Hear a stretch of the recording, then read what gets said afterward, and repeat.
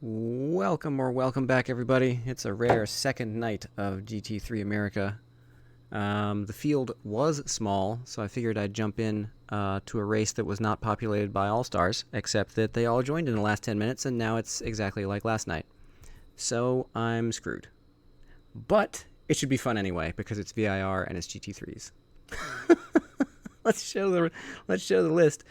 Second verse, same as the first. Oh, I didn't get the chat configured correctly. Let me do that before the race starts. Boop, boop. That should do better.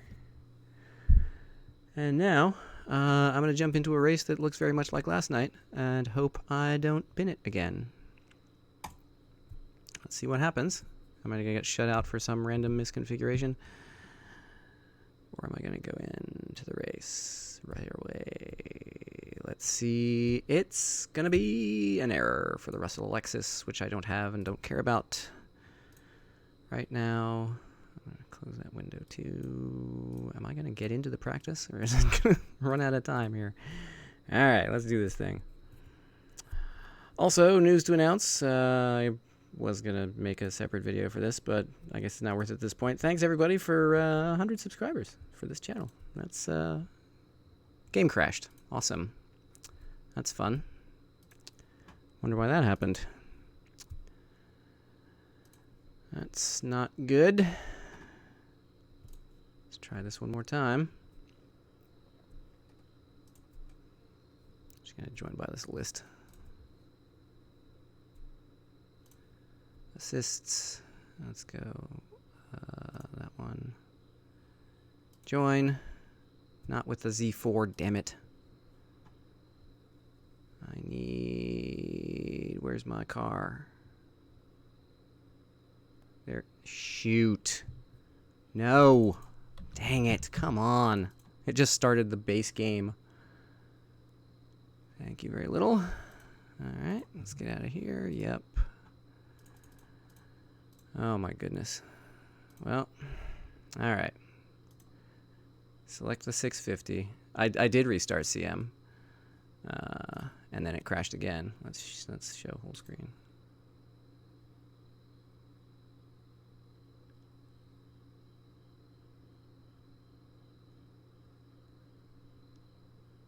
Oh, I'm in! Yay! Great.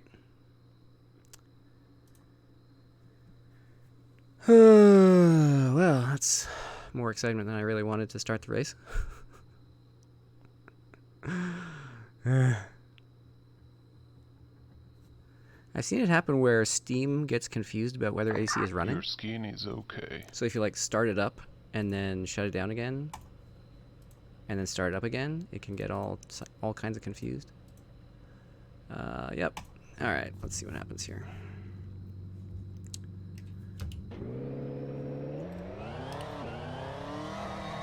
Pitting in the middle. Got nobody in front of me. Car approaching. Stay behind the white line.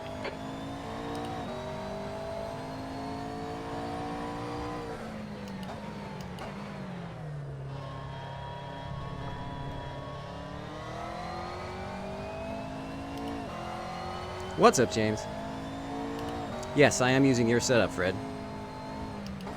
Basically unaltered, except I changed the fuel a bit. Oh my. Whoa, that was a weird... Oh, it's loading skins again, isn't it?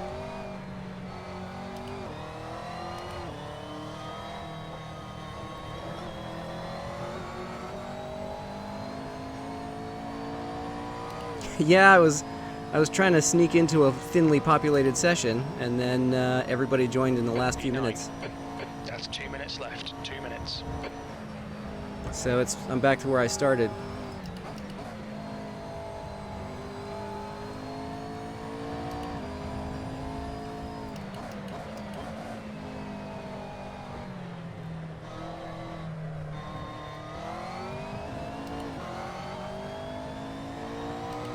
Take what in fifth? Oak tree?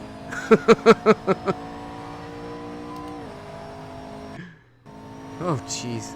Those screen freezes from SRS scanner. Terrifying.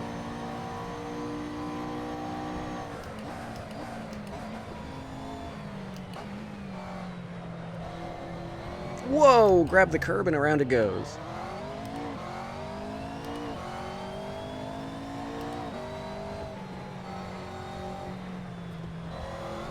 Alright then.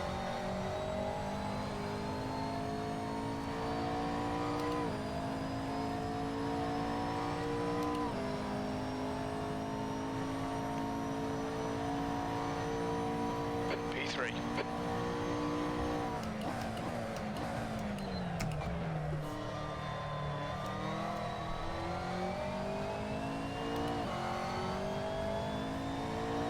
The leader has just done a 205.16. No! Why are those screen freezes so badly timed every single time? Skins are ready. Press the restart button. And I hit the curb and around it goes again. If I hit those curbs, I'm dead. Alright, well, I'll reload skins, I guess.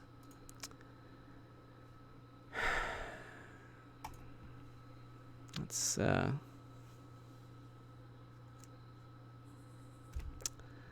Huh.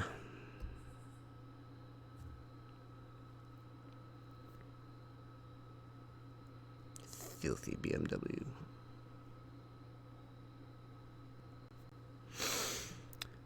Well, that's not encouraging. Guess I'll figure it out in quali. Your skin is That's okay. the end of the session. P4. Oh dear. Huh?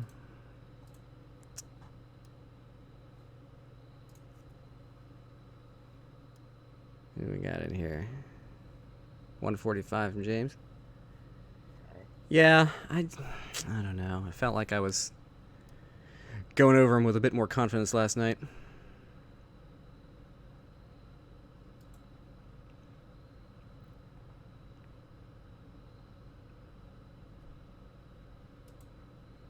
Oh, I only got 20 people in here. Oh, nope, there's the rest. SRS TV has noped out. Mox Speed registered for this. I haven't seen him around in a while.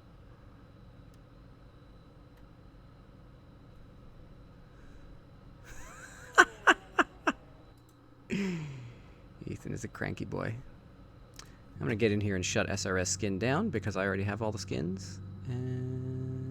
Right? It said I had all the skins, right?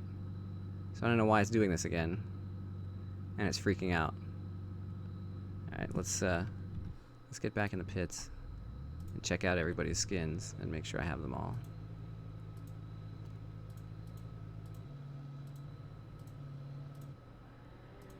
Like from no, that's cool, cool. James, why are you out here? You gotta be in the race, man. Ooh, that's nice.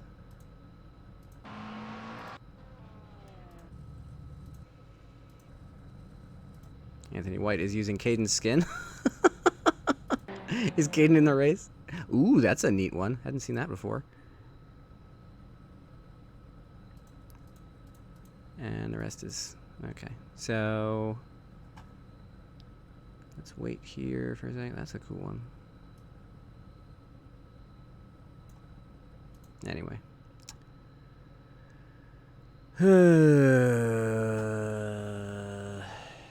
And we're stuck. Man.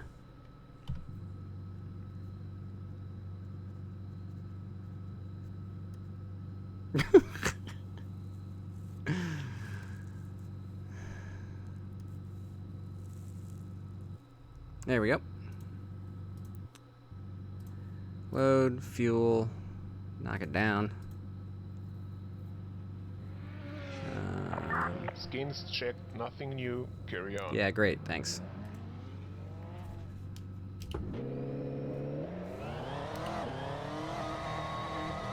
Four of them are missing. The pit exit's clear. Okay, Pasha, we've got 19 minutes to get a decent lap in. But I didn't see any missing. Take it easy, you've got cold tyres. Ah, good. Everybody's leaving a big gap behind me. That's prudent. Whoa! Jeez.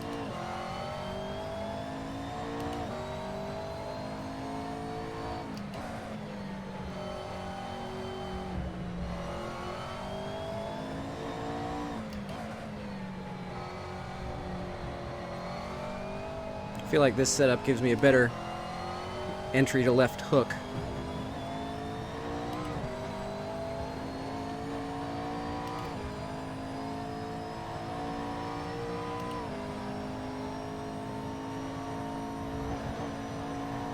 I need to turn traction control up higher. Nope, sliding wide. That's why I go to fourth.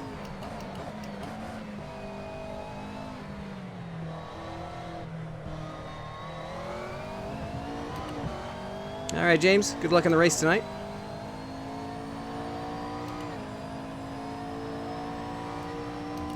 Well, I saw last night that I could enter the snake faster if I went to fourth.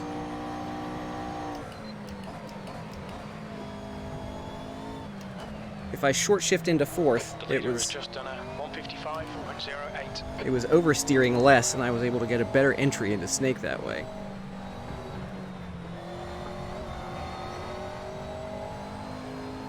It was weird. Alright, we're going for a hot lap now. See how this goes. Whoopsie daisy. Let's not drive into the grass. P8. Yellow flag. Watch out. Sector 3 time is quick.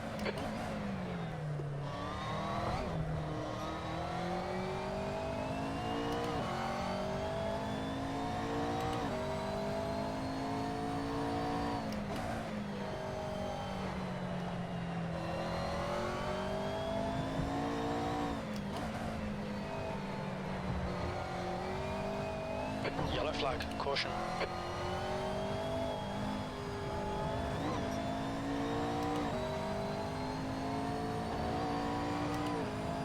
Thank you. On your left, clear left.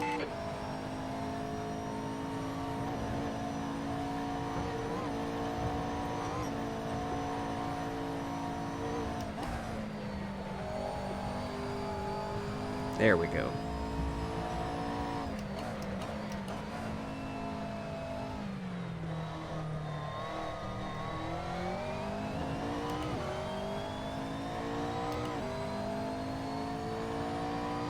Yellow flag, keep your wits about you, mate.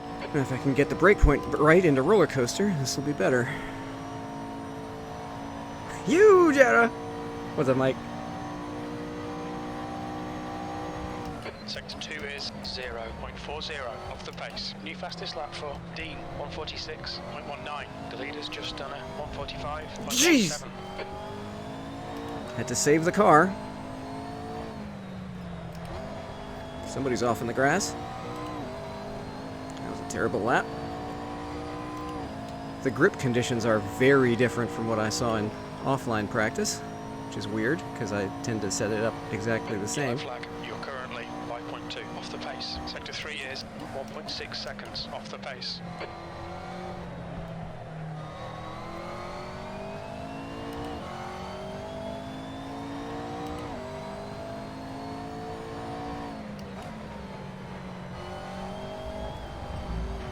That's not quite the line.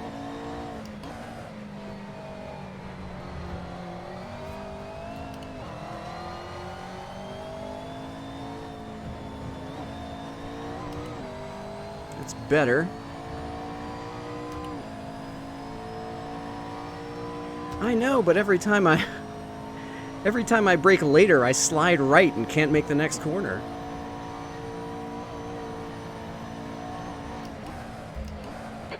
Kind of like that. 15 minutes left, that's 15 minutes. Now delete this lap, you've cut the track. This thing just doesn't turn if I go too fast into the corner.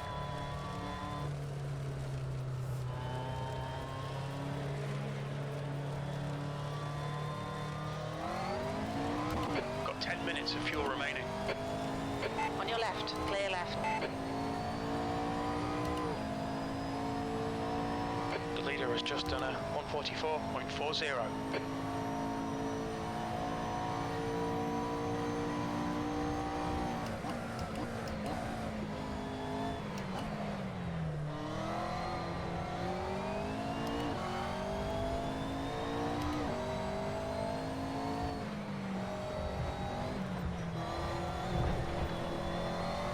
That's not the line.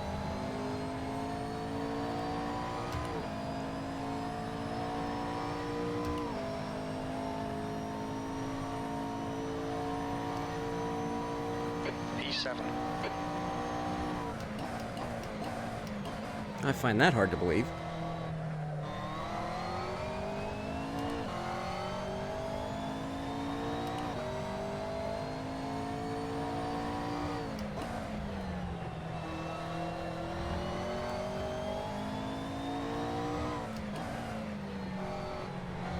Calm down.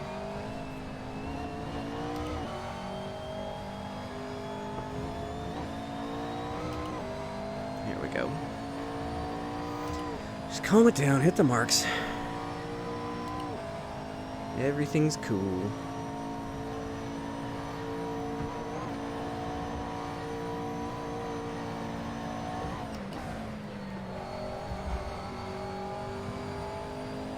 Yellow flag, keep your wits about you, mate.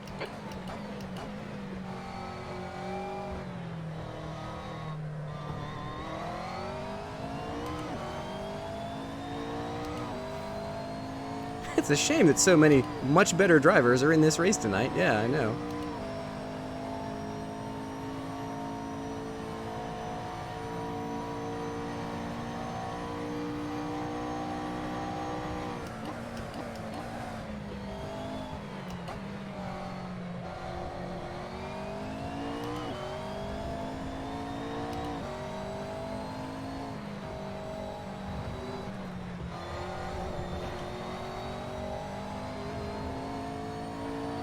Come on, baby. Okay, Pasha, you've used half your fuel. So you're saying he likes to dash my hopes? Sector 3 is 1.2, off the pace. Yellow flag, watch out. The guy behind has just done a 149.74.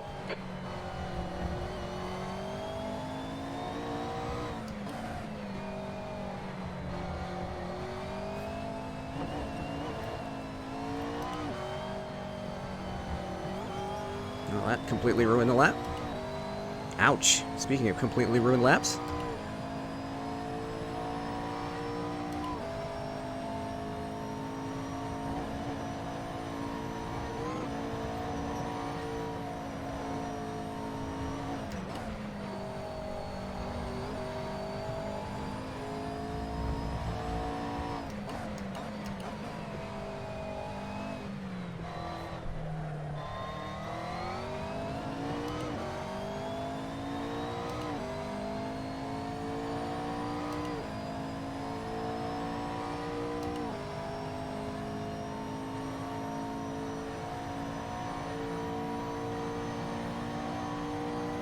We're seeing minor wear all around.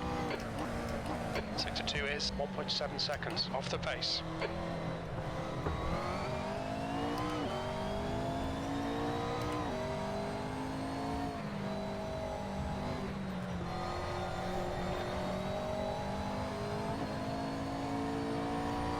Man, hog pen is scary. SRS TV disconnected. Hope they'll be back. Caution. That puts you 4.8 off the leader's pace. That lap was a 149.25.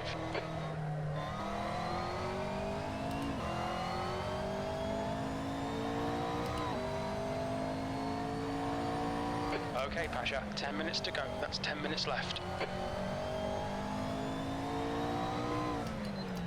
We estimate you've got 5 minutes of fuel remaining.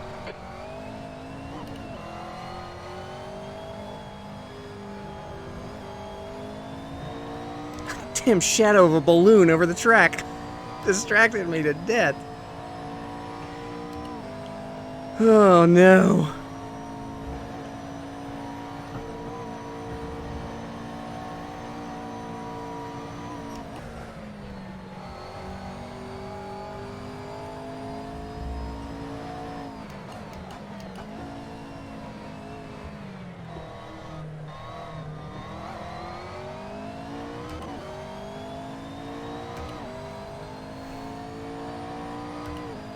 There seem to be two tiers of qualifying times so far, the 146s and everyone else.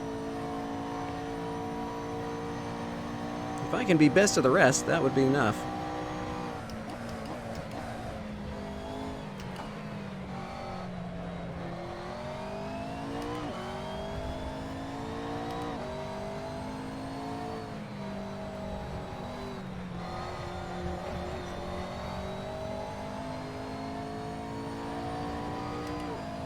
One more lap to get this done.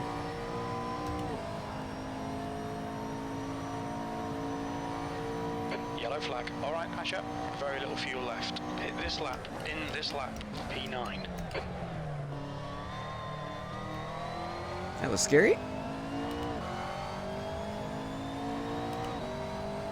Car right, clear right.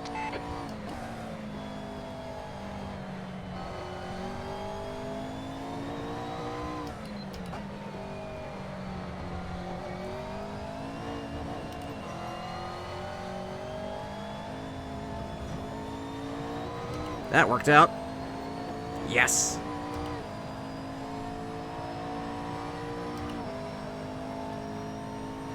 Sector 1 is 1.2 seconds off the pace. Yellow flag, keep your wits about you, mate. All right.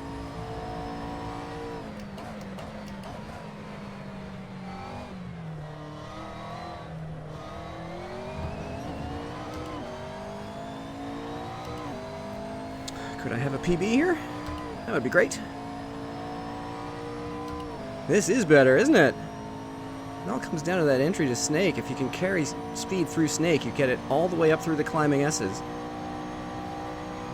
Sector 2 is 1.5 off the pace.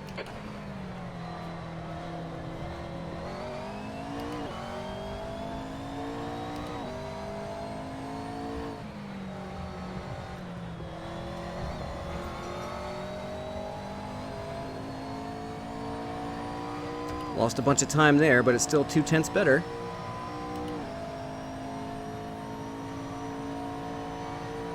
Yeah. This lap in this session, you're now 4.1 seconds off the pace. Sector 3 is 1.4 off the pace. Oh, I'm not going to make it around this lap, am I?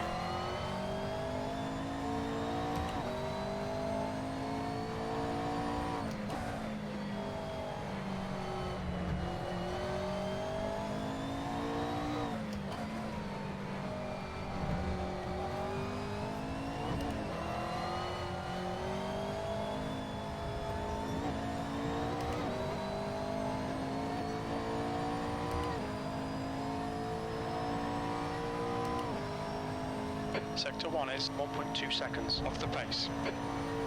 The leader has just done a 144.14.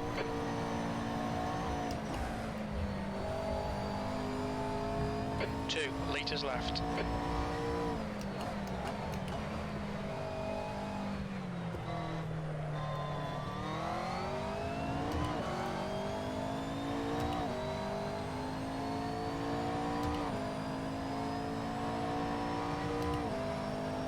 Please make it around this.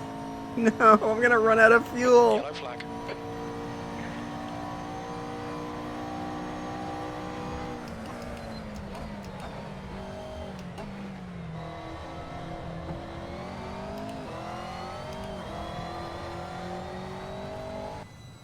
Oh no, it's not fair. Okay, Pasha. 5 minutes to go. 5 minutes left.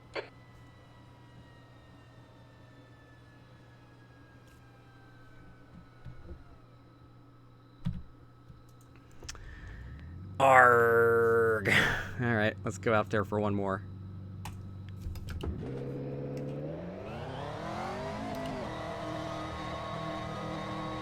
There's a car approaching. Don't cross the white line. Watch your mirrors. I just gened myself in qualifying. Yellow flag. Caution.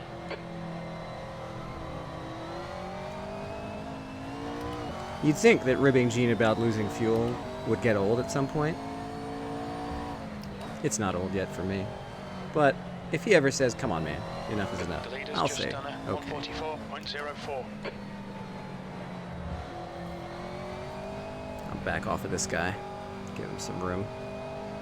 I don't even know who that is.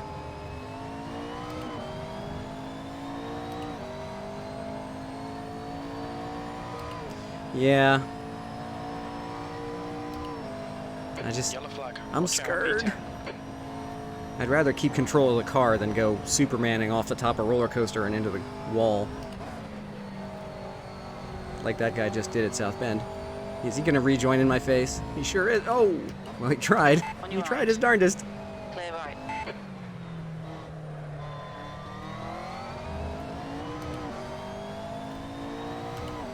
Qualifying P11 is certainly a surprise, but look at the times below me.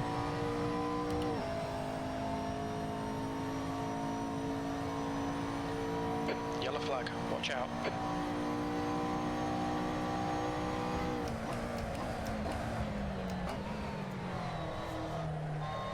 Yeah, I can go deeper, but then I'm like, oh god, I'm gonna fly.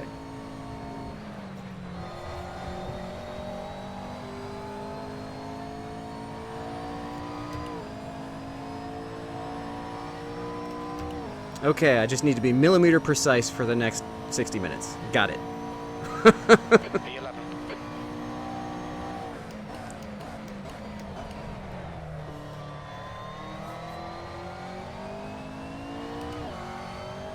Yellow flag. The leader has just done a 143.87.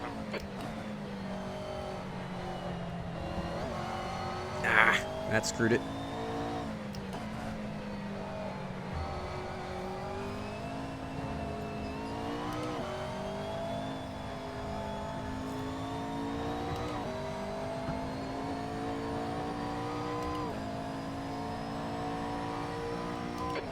To go, 2 minutes.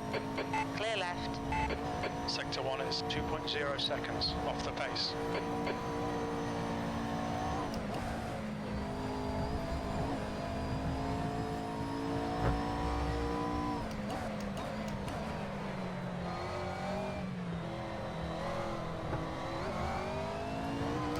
Oh my.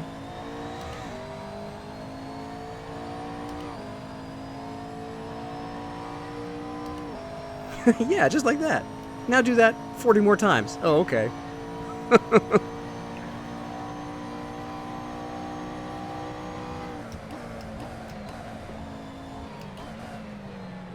Yellow flag, caution. Oh, come on, dude. Clear right.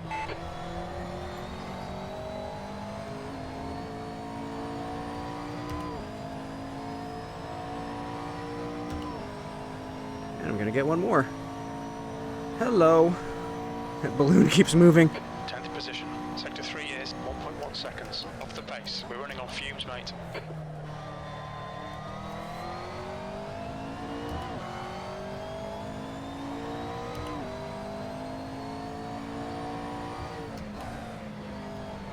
Oh no.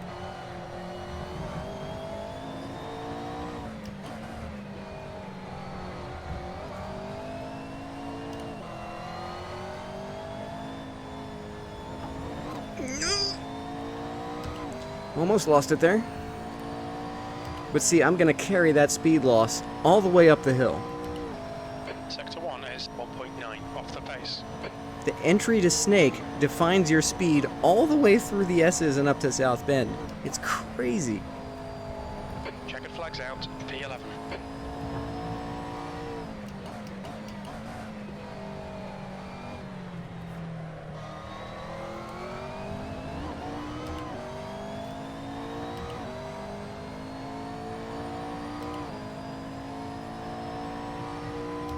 Not on stream. I didn't show you the practice session I had before this. Sector 2 is 1.5 off the pace. Boy, that was terrifying.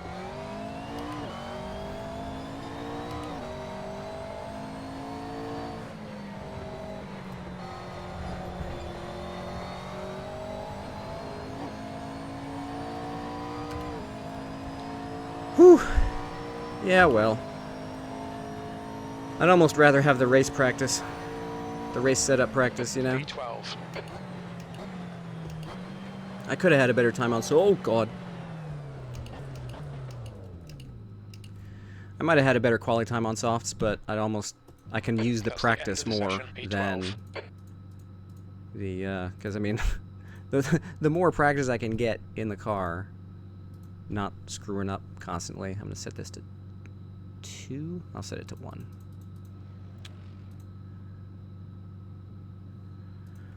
So I would like the intervention. Thank you, Andres. Same to you. What's up, man? Welcome to the stream. Thanks to everybody watching. Oh, hey, Chief Beef. That's you, Caden, right? So, welcome to the stream. Yeah, I set TC to 1 because I'm a pleb. I'm not usually doing... I mean, I can't say I'm usually doing everything because a lot of stuff is like spur of the moment. I'm actually usually not doing any of this on like weekends, but it's GT3 and it's VIR, and my wife went to bed early, and what the heck? And I thought the field was going to be small. P12, 60 minutes. I thought it was going to be easy. 128 or 125 liters in the tank. We need tires. That's correct. So I'm going to save that setup. Ooh boy, this is terrifying. I'm almost more scared being in the mid pack than I usually am being my like pleb self in the back of the field. Oh boy, that is a really nice looking car behind me.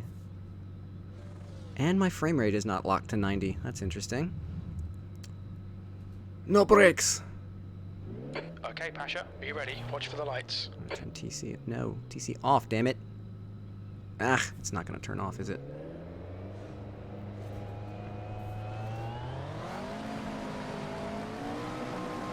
Green, green, green. Right side. Hold your line. Clear right. Sean's a safe boy. I don't have to worry about him, right? Right side. You're on the left, 3 wide. Yellow flag, keep your wits Got about biffed you, mate. there. Car right. You're on the left, 3 Oh, wide. come on, Clear everybody. right. On your right. Well, there's 3 Alright. points. Clear right. On your right. Hold your line. Clear right. On your right. Clear right. That's enough of that, everybody. How many spots did I just lose? I had no idea what was going on there. Well, guess I'll get out on the back straight and select damage repair. Why are we slowing down here?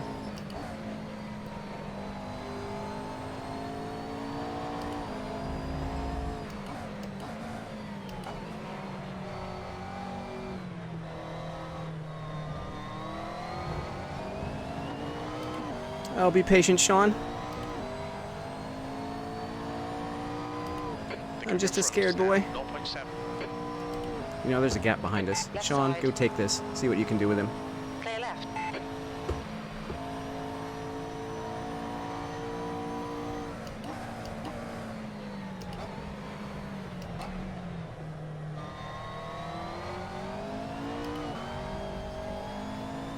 This is an hour-long race. Yellow flag. Uh-oh, somebody's off at Hog Pen. Silver is now leading. Was it really Martini? God, what? That guy cannot catch a break. P11. He's so fast, and at every race, he's like... Something happens.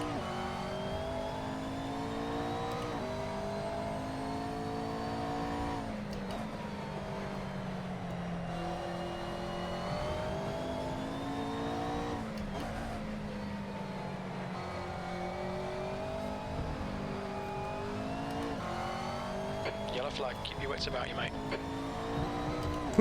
That was scary.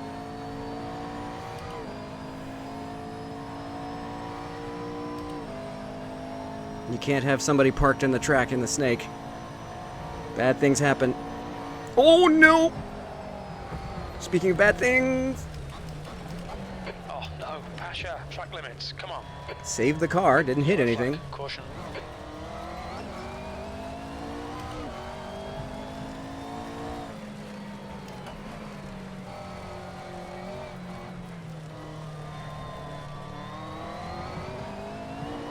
Now I'm a cork in a bottle. Who is this? Right side, clear right. Oh dear. Don't go double. Oh, you're gonna go too wide into the Left roller side. coaster? Really? Really? Still there. Clear left.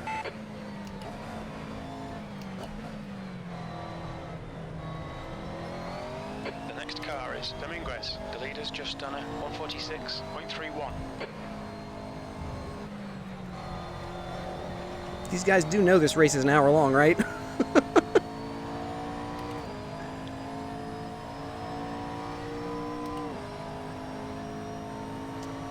Oh, that was scary. I thought I was in the wall for sure there. B12.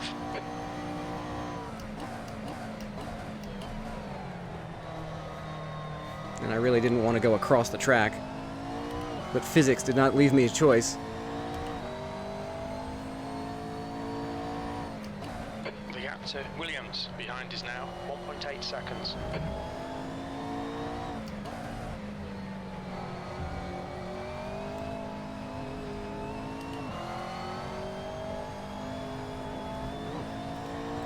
Here we go. The gap to Dominguez ahead is increasing. It's now 1.5 seconds. That's okay. When they bin it, I'll pass them both. It's fine.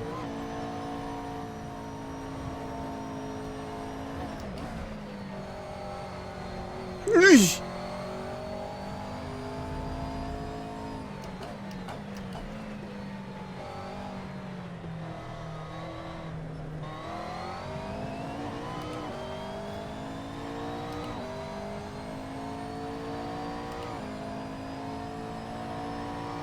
Yeah. That could have been a disaster, and it turned out to be okay. I'm fine.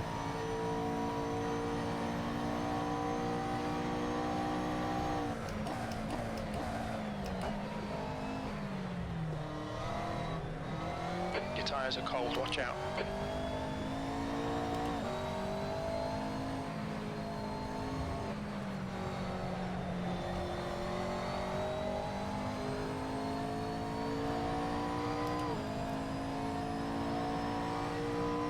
Ooh, Nelly.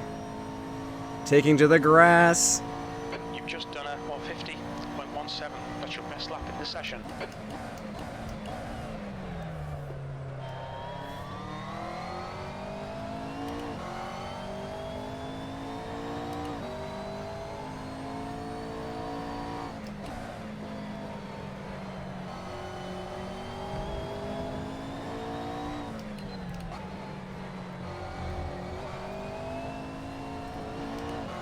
Hey, look, it's the channel's biggest fan.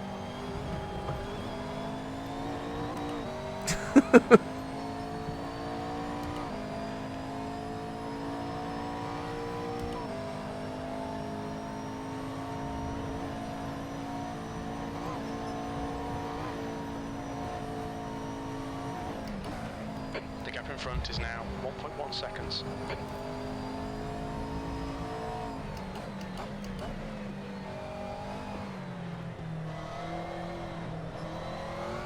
Yellow flag, watch out. Was that somebody going across the infield there? No. Yep. Wayland again. Womp womp. The leader has just done a 144.60. God, that's terrifying. What the? Car right, clear right. Speaking of terrifying. Oh, Daniel navigated that brilliantly. I don't know how he didn't just wreck that guy. He was just parked. P10.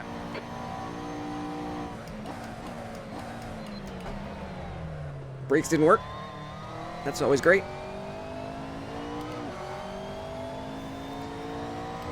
Whew. The pit window opens in 2 minutes.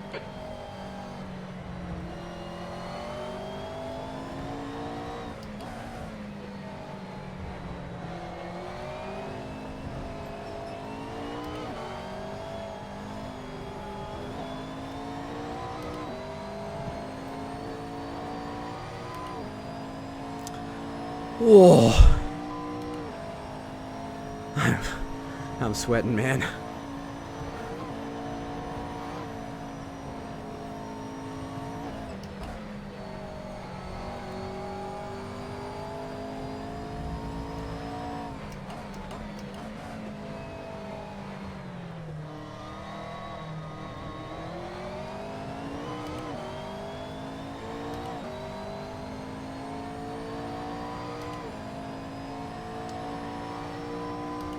What up, Gene? Opens in 1 minute. This has been a scary race so far. The gap in front is increasing. It's now 0.7. We're seeing a bit of wear all round. No.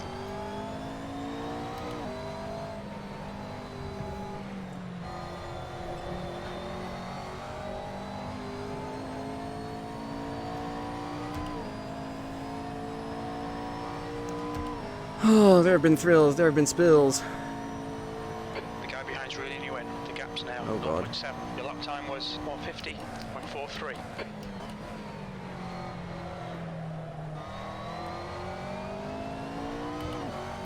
Oh, and pretty much everybody in the race has 3 incident points after T1. Like everybody.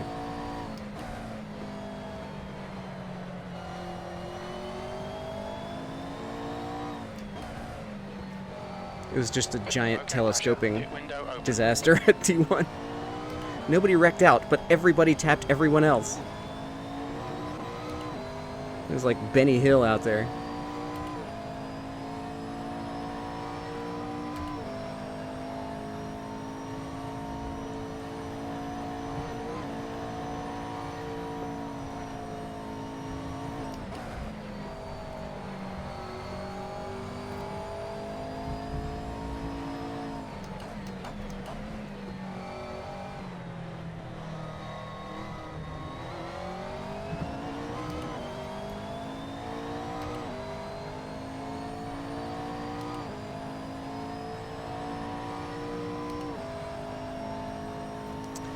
Gilliam, please don't kill me. I'm just a desperate boy.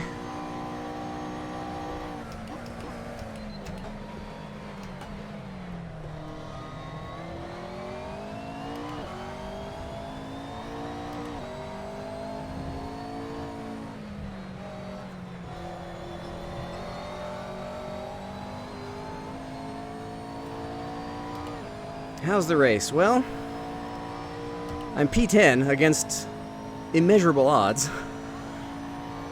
Stay focused. We're still in this. That lap was at 149.47. Good lap. That's your best in the session. Whoa.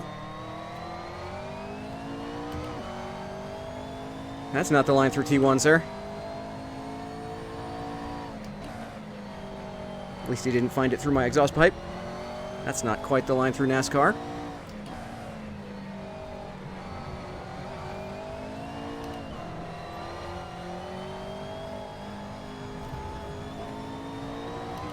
It's not really the league-approved line through Snake either, but I'll take it. The gap ahead is now 0.7. I'll be happy just keeping pace with Daniel here. See what we can do. No sense fighting him. Just follow him around.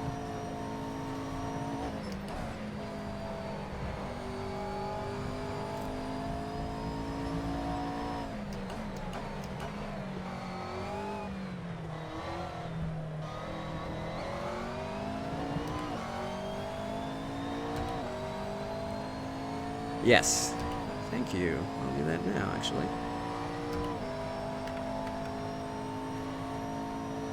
What would I do without you, Fred?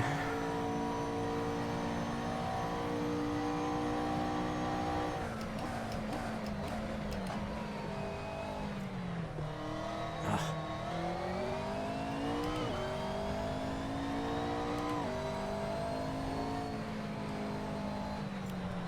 Ooh! That's not good. Oh, that's not good either. Bring it home, Daniel.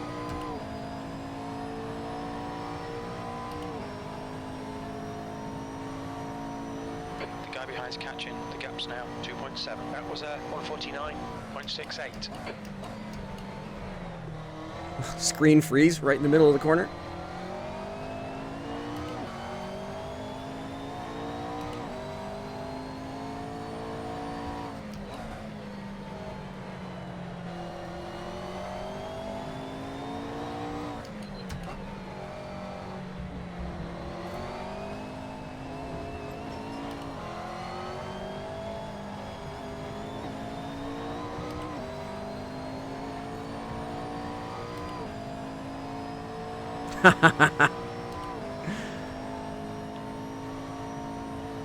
No human being would choose a Porsche. No human being would stack books like that.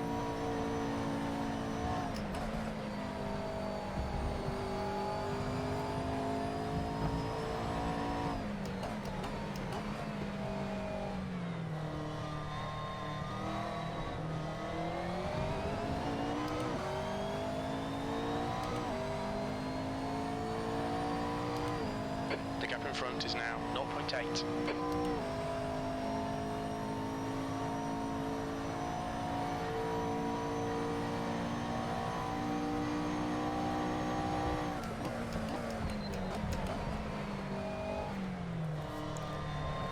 Little poo comes out every time.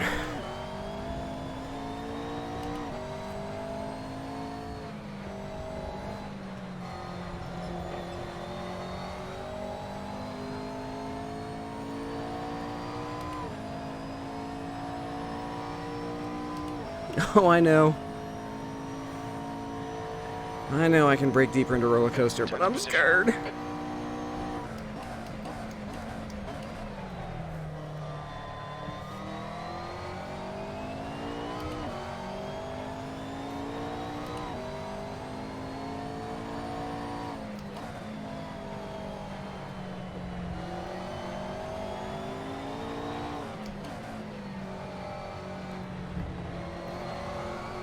Oh.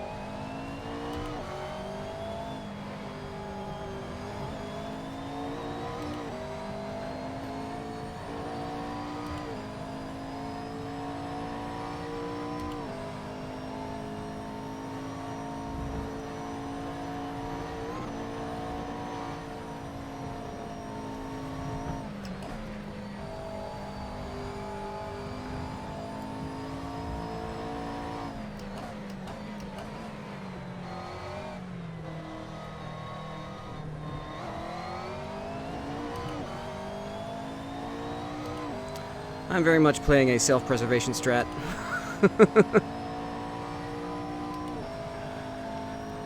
I just want to live.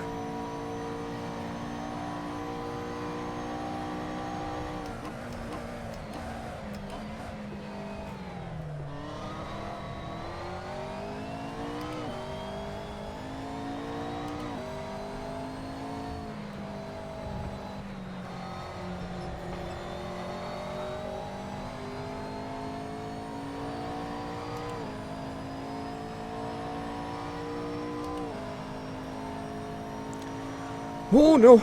Don't look at the timer, look at the track. 149.94.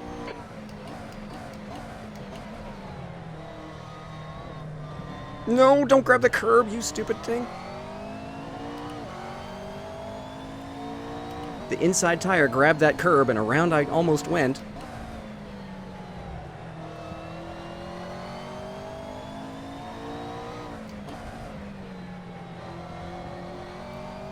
I'm in a pork sandwich.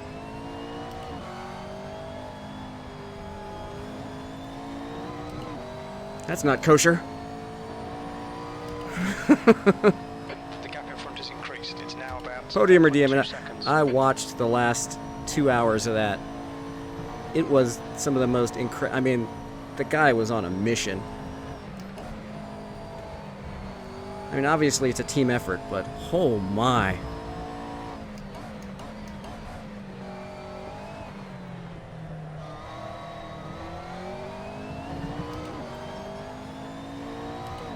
Jimmy was really something else tonight.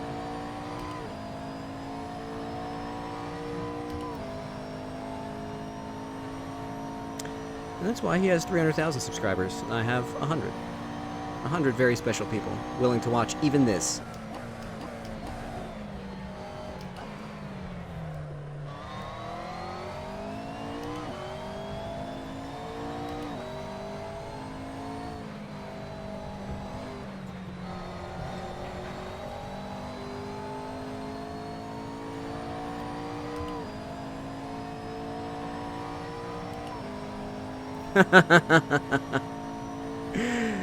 I clapped at the end.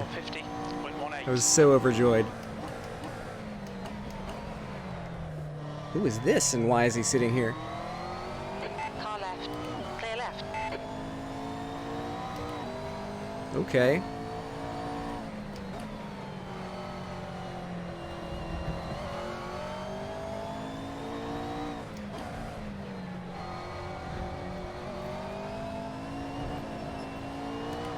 Now I'm really surrounded by Porsches.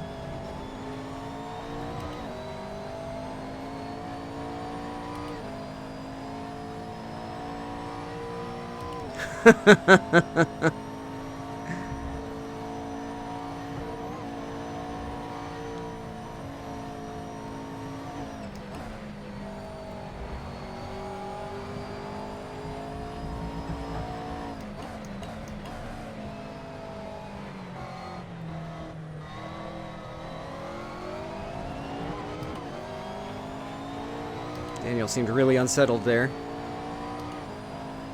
What do you suppose I'd do if I flashed him?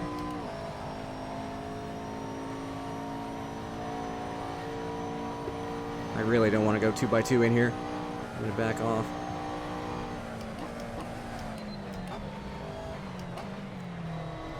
Yellow flag, caution. That's sustained. What are we coming up to?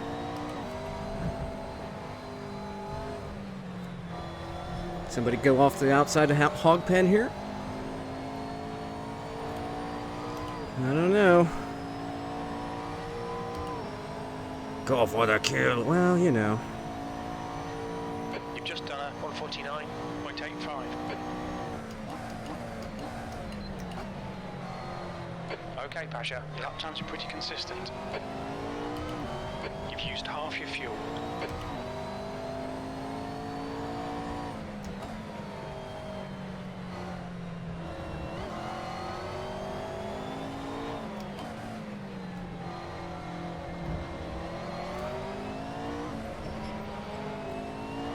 Ooh, he seems to be struggling with those tires.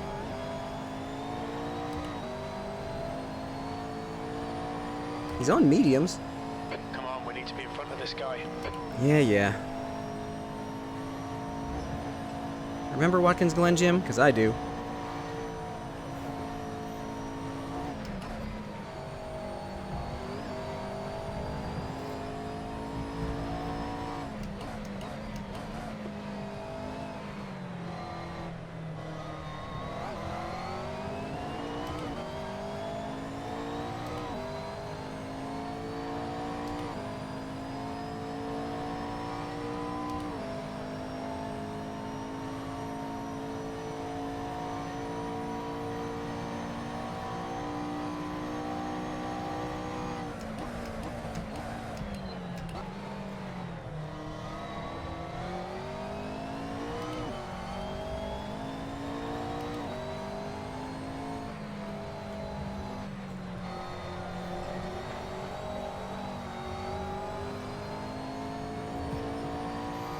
See me catching that slide there? That was scary. The gap behind is now 11 seconds. Oh my.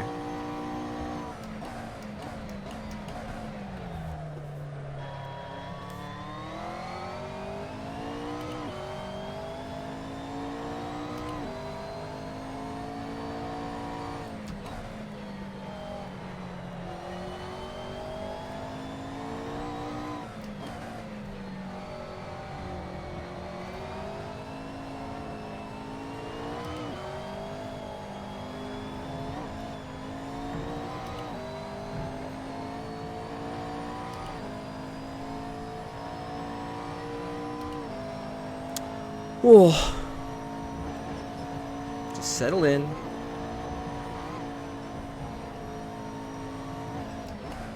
The gap in front is now 0.7.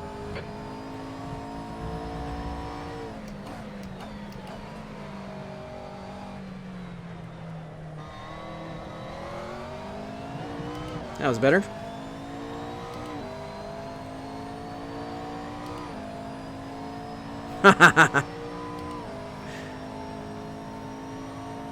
Can you imagine people doing fantasy leagues in sim racing system?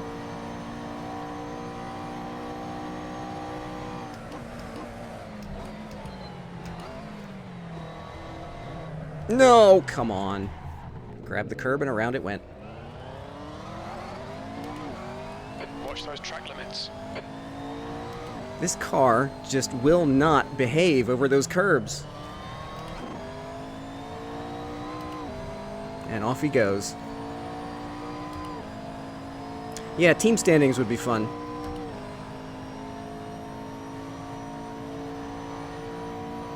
Oh well. E9. The thing is, I think I can catch him back up.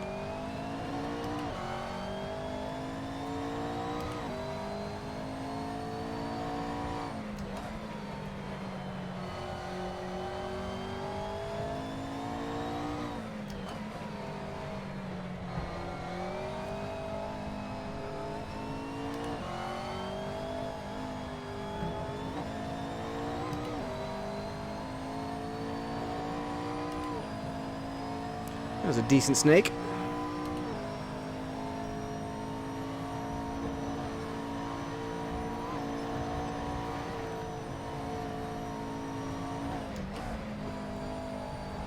Oh, jeez.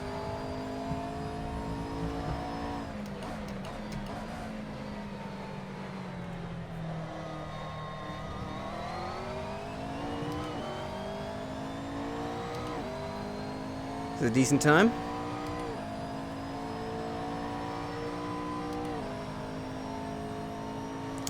Doing better than last night, that's for sure.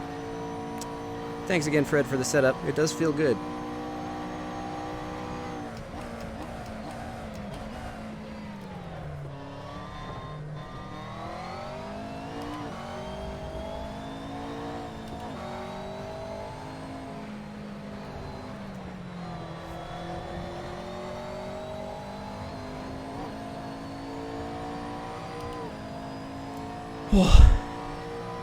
Consistency is good. Whoopsie daisy. Don't die.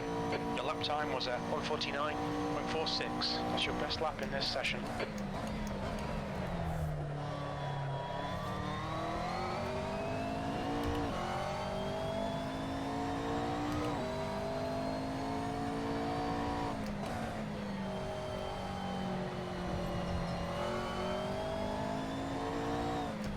I used to be taking NASCAR better than that.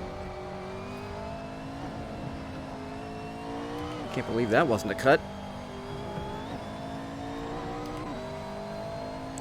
Cheater. Cheater, cheater.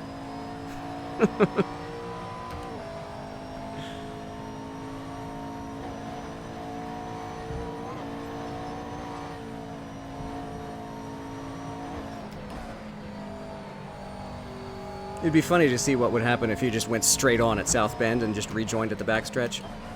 Every lap.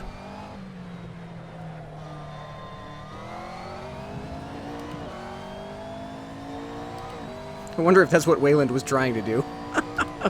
There's a couple of laps that he was just kind of sitting here. Like, did he just go straight on at South Bend and hope nobody noticed?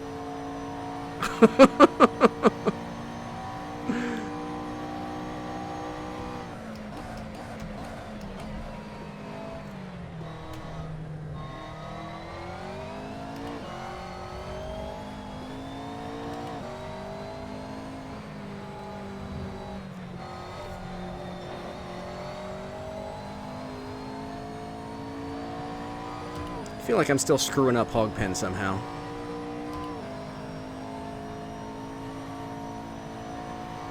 That last lap was at 1:49.67.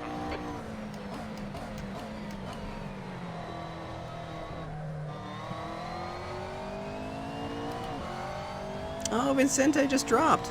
Oh no. The gap ahead is now 3.7 seconds. Oh, that was a good NASCAR turn.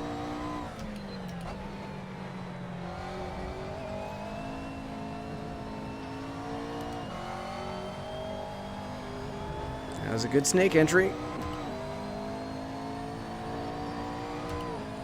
Putting one together here.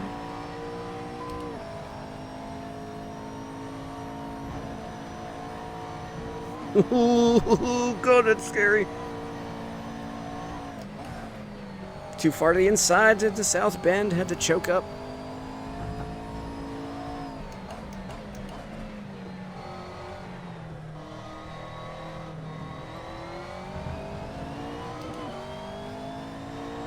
I'm definitely catching Bradford.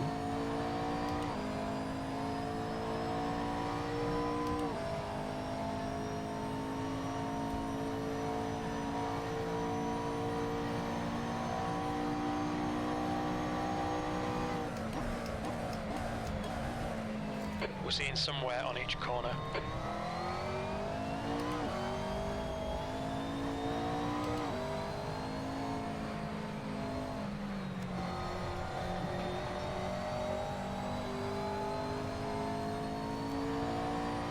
Carried more speed into Hogpen, but couldn't carry it through. I think it's better to go slow in, fast out there.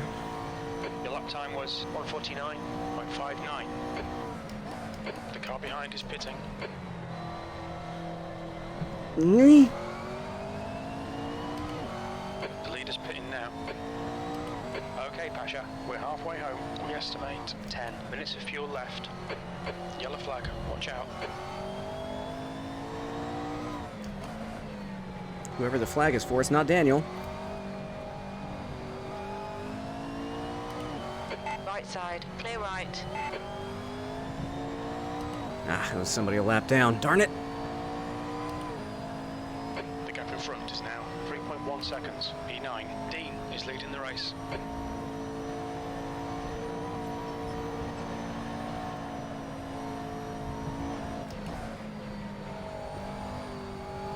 Ooh, that was slidey.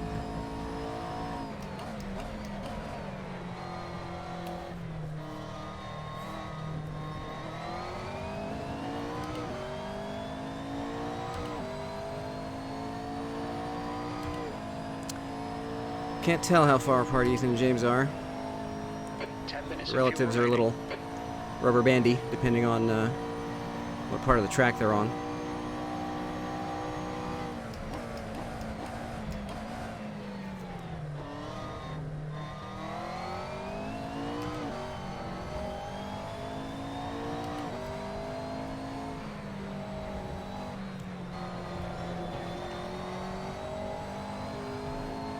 The car ahead's pitting now. Interesting. Alright, gotta put together some laps here. B7.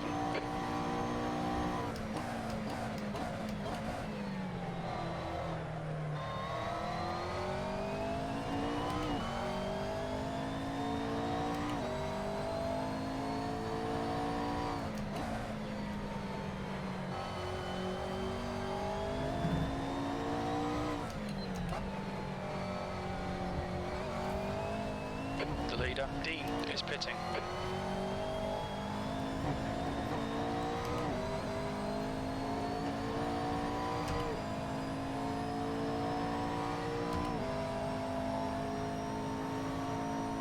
Don't freeze now. What was that?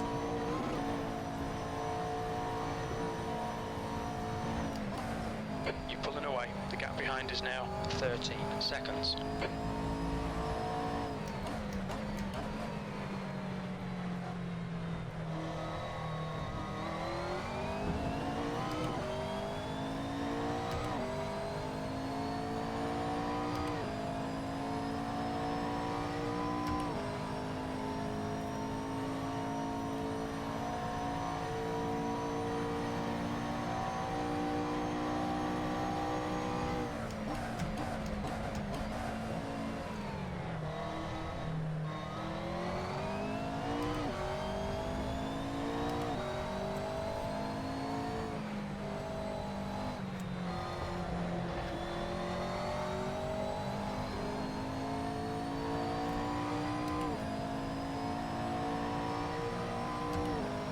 Session best sounds good for a first over-under lap. Okay, Pasha, keep it nice and smooth. Come on, let the race come to us. You've just done a 148.88. Good lap. That's your quickest so far.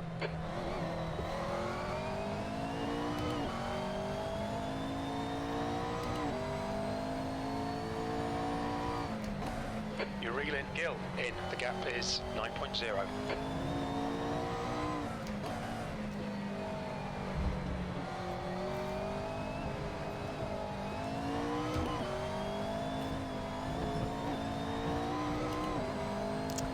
Not the usual line.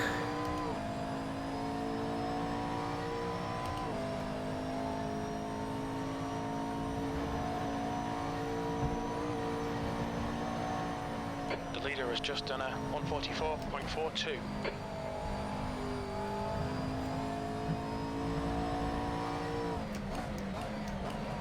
Oh! Almost didn't make it. Only lost half a second instead of the car.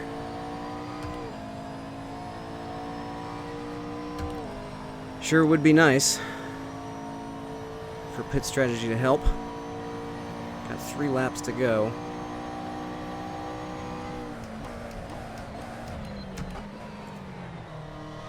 Obviously, if I'm still setting personal bests, the tires aren't going away.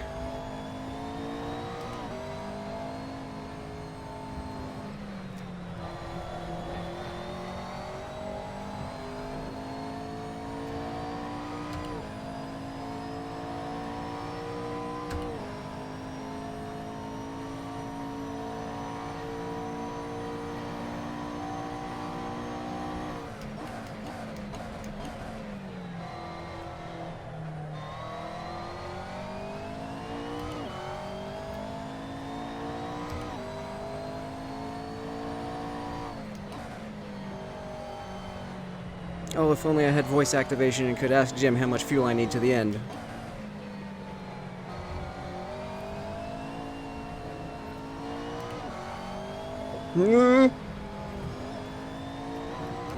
Ah, scared myself out of the entry there. Alright, Pasha, 5 minutes of fuel remaining, 5 minutes. So this lap and one more, I guess. Ooh, that's not the line. Wasn't a cut, though.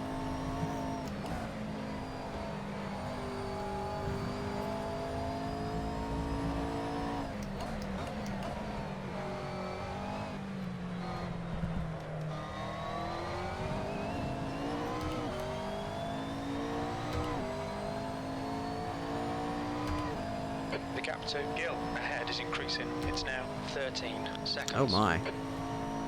Yellow flag, keep your wits about you, mate. That's a lot more fuel than I need.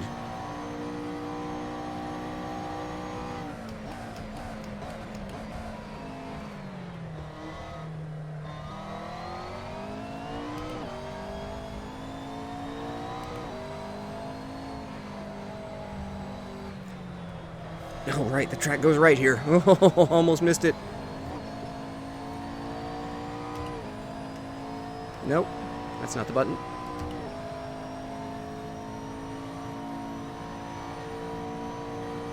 Seventh position.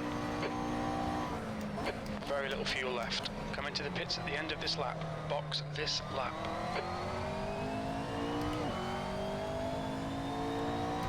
I don't want to cut it too close.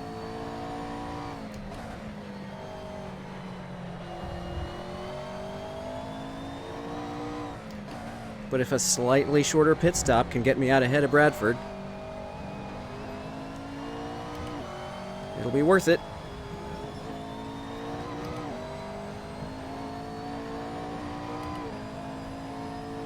The gap behind is now 14 seconds.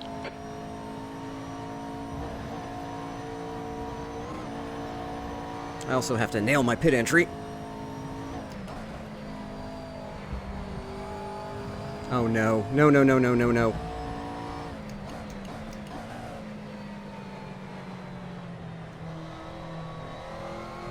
No.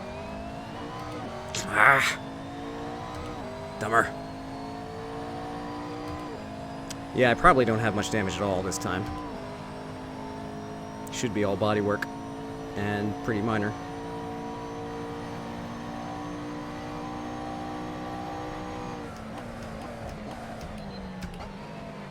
It was just a minor biffs at the start. I haven't hit anything since then.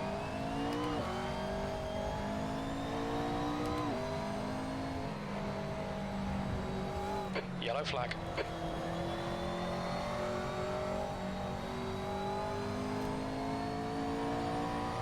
What's your speed limit in the pits? Alright, Pasha, you should have plenty of space on the exit. When we leave the pits, we think we'll be in P9.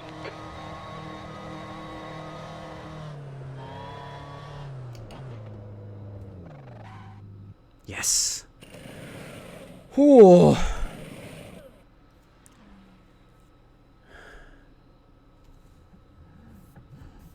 Oh yeah, it's a standard AC app to do the corner names. And I have it arranged so that it shows up right over the track map. So that's for you guys.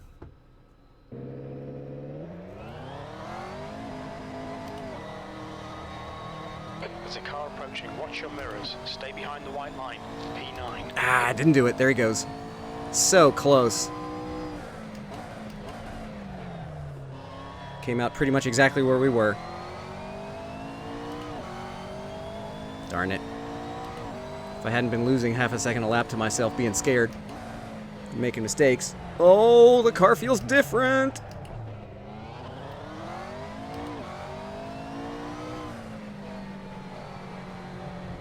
Relax, focus, keep it smooth. That's 20 minutes to go.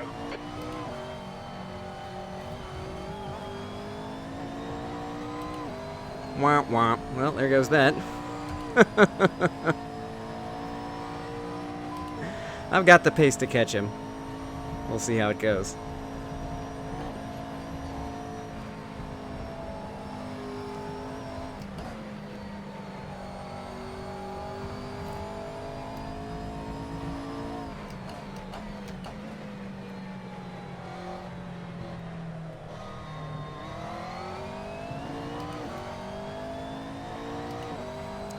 Got 5 seconds to make up on him.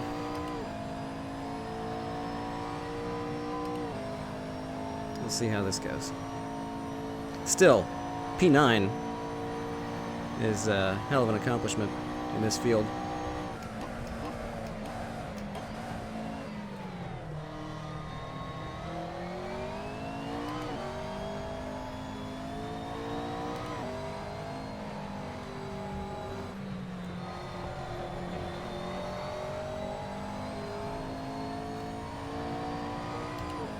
For a pleb like me to be in P9, that counts for something.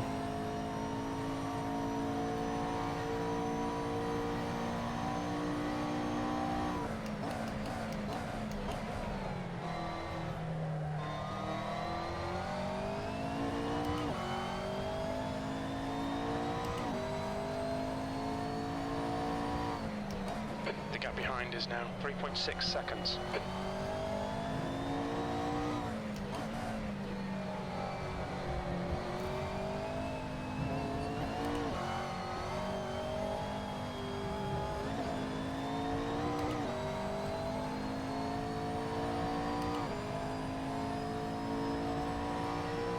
Yeah, exactly. Just showing progress over last night. Having a more consistent pace and having that pace be better.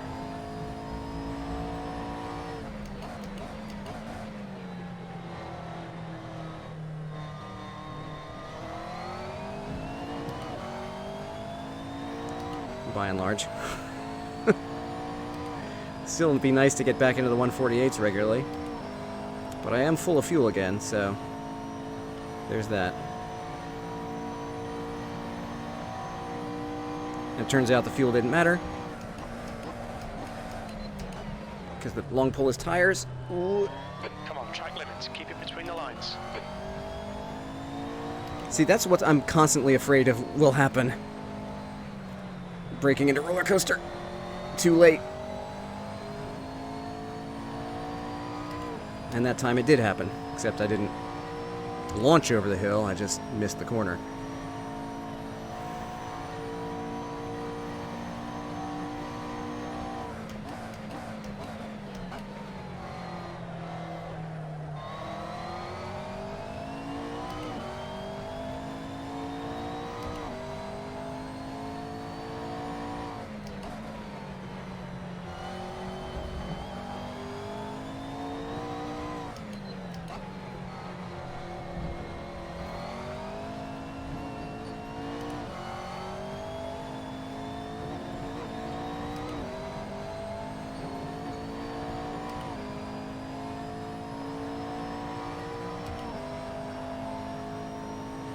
Just gotta hold station here.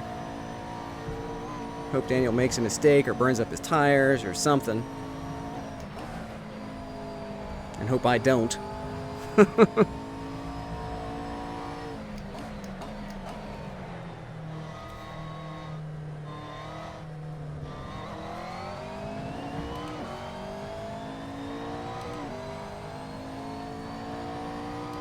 Looks like we got traffic coming up as well. So we'll see how that plays out.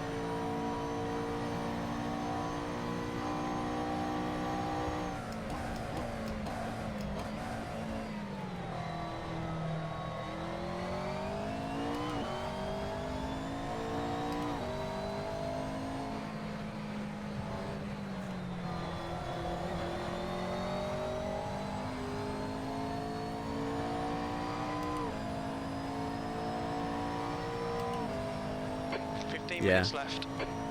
Yeah, one big bobble and he'll be right back to me. Now 3.1 seconds. Yellow flag. Keep your wits about you, mate. P9. Your last lap time was at 1:49.22.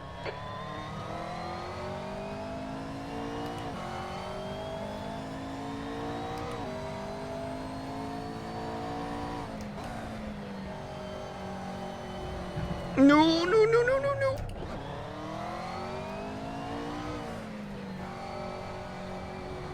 Blue flag.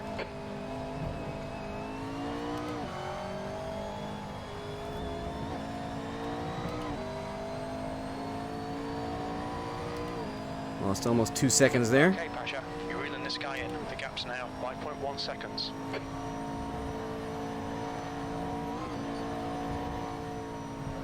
No! Code Brown. Blue flag.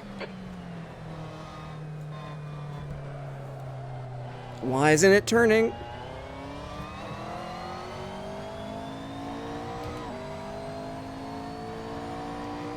Why did Ethan just jump into the south pit lane? Just, I guess you can. Blue flag. That's fun. I'm not the only one who saw that, right?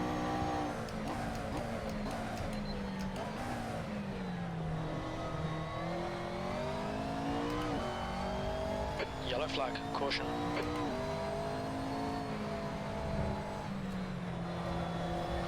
Well, he's off.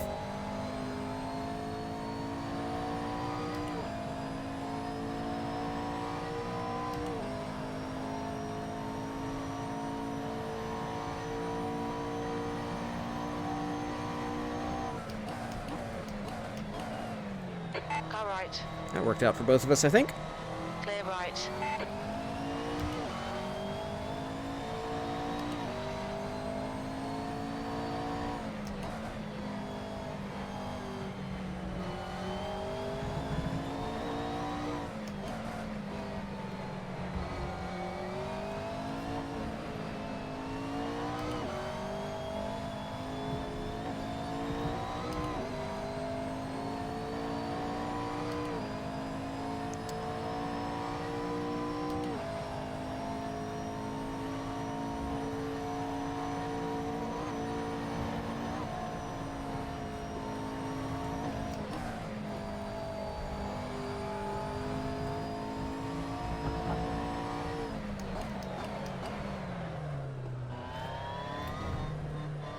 Was I in third?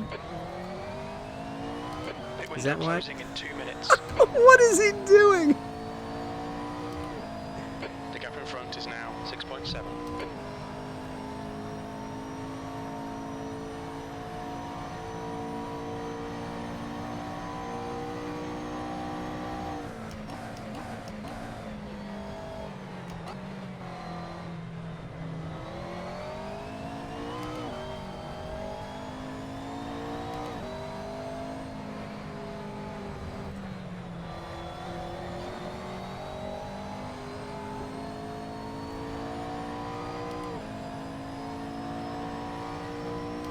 How did I lose a second and a half that lap?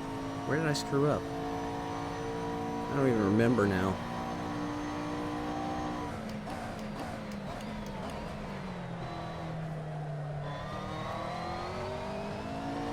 I don't think I lost a second just letting Ethan around, did I?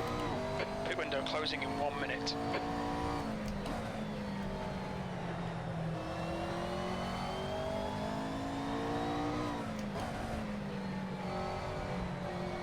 Come on, McLaren friendo. Car left. Clear left. That was not as convenient as you thought it was, but okay, thanks.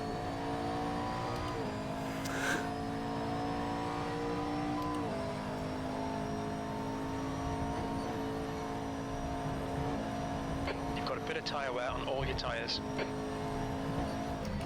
Martini is reeling you in. No. The gap's now 2.5 seconds.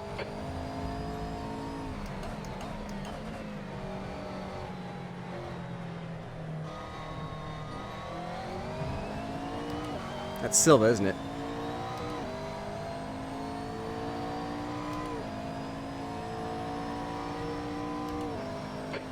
Remaining 10 minutes. Okay, Pasha, pit window is closed. Car left. Clear left.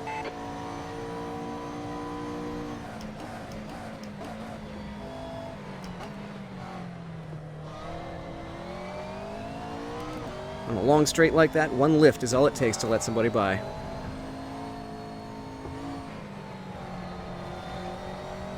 You really don't lose anything. Meanwhile, I'm losing a second and a half a lap. Wah, wah. Why no names enabled among cars? Because immersion.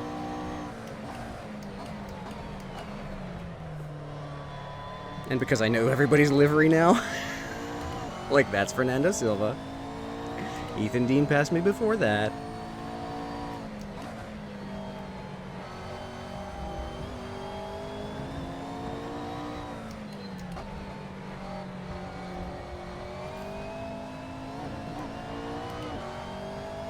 No! That was brave. Some poos come out. Let's see. Let's get up this hill. Get up! Oh, jeez! Hooked the curb and the car just almost pirouetted there.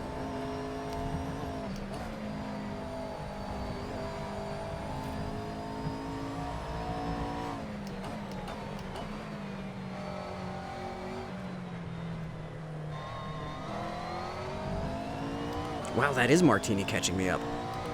How'd he do that? Well, like I said, he's fast. And I've been losing 2 seconds a lap. Wah, wah. Don't screw up. Thanks. Sage advice.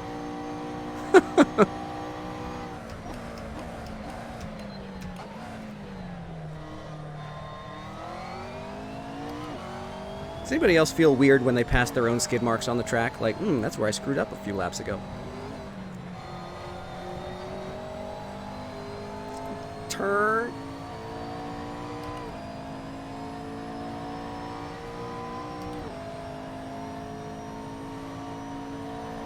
Hog pen is still scary. 148.91.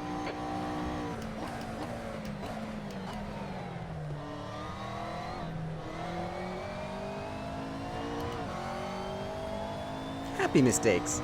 I'm the Bob Ross of sim racing. The gap to Martini behind is now I don't have 0.0 seconds. I don't have a tenth of Bob Ross's chill. It's part of my problem.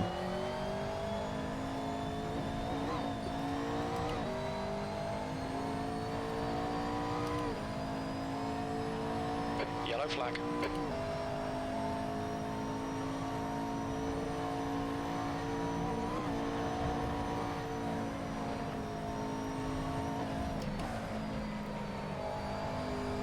Whoa!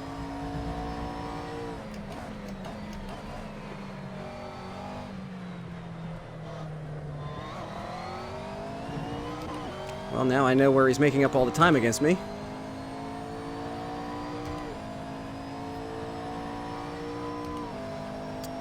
The corner where I continue to suck. The required fro? No, I used to. I used to have some pretty... Okay, Pasha, don't let this guy distract you. I didn't have a Bob Ross fro, but I had a pretty crazy head of hair at one point.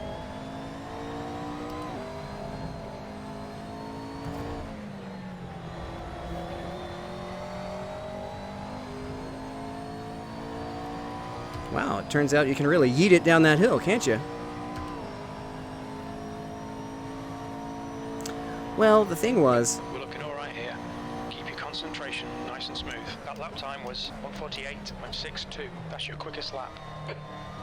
When I was a kid, of course I kept getting regular haircuts, and finally I got old enough to be like, you know what? I want to grow my hair out. Trouble is, my hair curls at the ends. And when it's long, it's cool because it's straight and then it gets sort of ringlet curls at the ends. And it's, you know, it looks good. But while it's still all curls, it's the most ridiculous mess of crap you've ever seen in your life. And unfortunately, I think my sophomore high school yearbook picture was taken at that stage, where my hair was growing out. Did Martini just bin it behind me, by the way? Oh my goodness, the same incident that I had early in the race.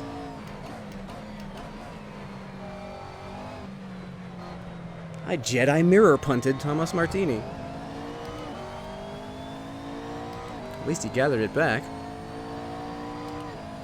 The gap to Martini behind is increasing. It's now 2.8. Yeah, I think he probably had the same pants-filling moment that I did. He went off the track and was able to gather it up. You're reeling this guy in. The gap's now 4.2 seconds. I hit the curb. I hit the curb and it bounced me right out. Track limits, come on.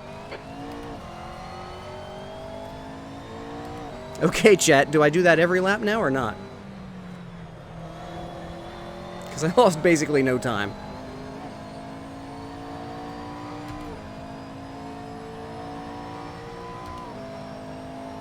I mean, I touched the curb and the car just went boink! Nope, not gonna turn anymore.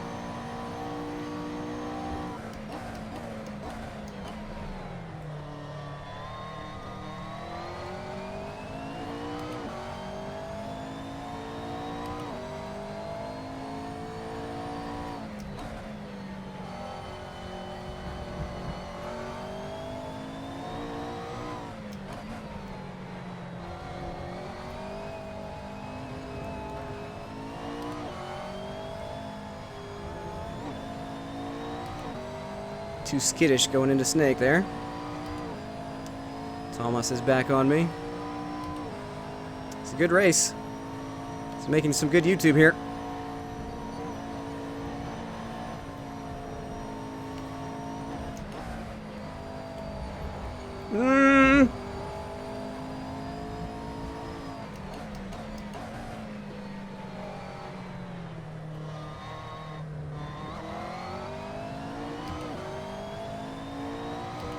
Oh, it's only 3 minutes left. Oh, jeez.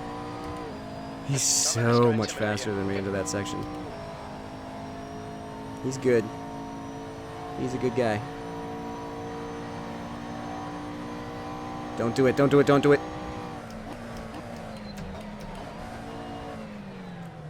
Left side. Still there. Clear left. Good pass, good pass.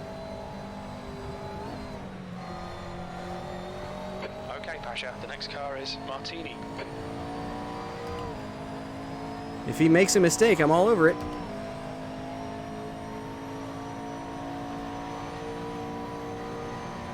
P10. Just 2 minutes left. 2 minutes to go. That was tense.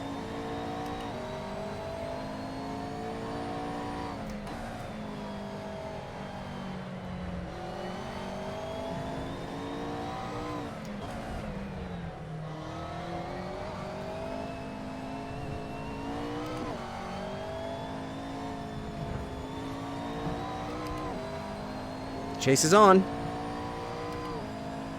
I have a purple sector. Look up there. Look at the timing. I have a purple sector.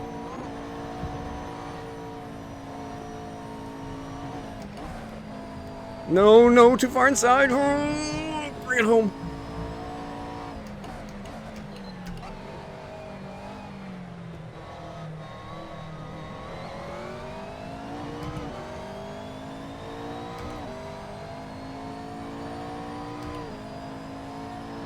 You've got 10 minutes of fuel remaining.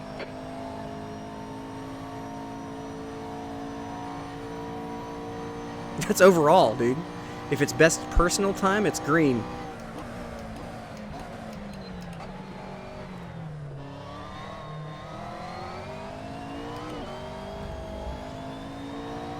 That is the fastest time through that section of the track of anyone. Turn, turn, turn, turn, turn, turn, turn, turn.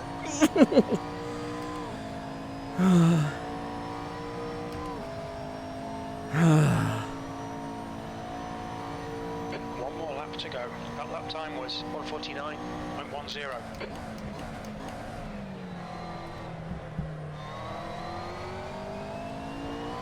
Who is this having trouble? It's Bradford. He's had an incident.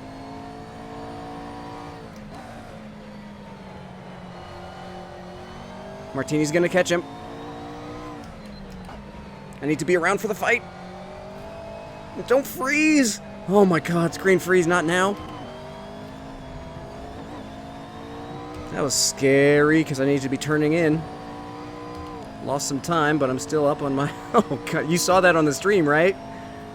Right as I was turning in, the screen just froze. I'm like, no! It's for some reason the frame limiter that I usually have configured. I usually have it 1.5 seconds. set to limit to 90 frames a second. That is off this race for some reason. Oh no, they're gonna go too wide into roller coaster. I need to be around for this.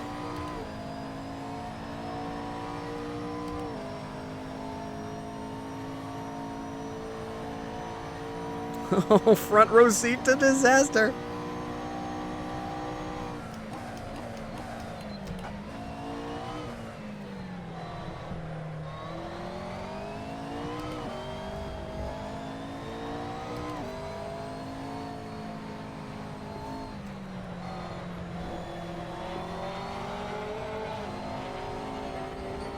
Oh, good. Push me wide. Great. Oh, Pasha, come on, track limits. Alright, well. P11, that's the end of the race. We'll get him next time. Unbelievable. He completely bogged down in that corner. And I was going to pass him. And, yep, well, you know, that's the way that goes.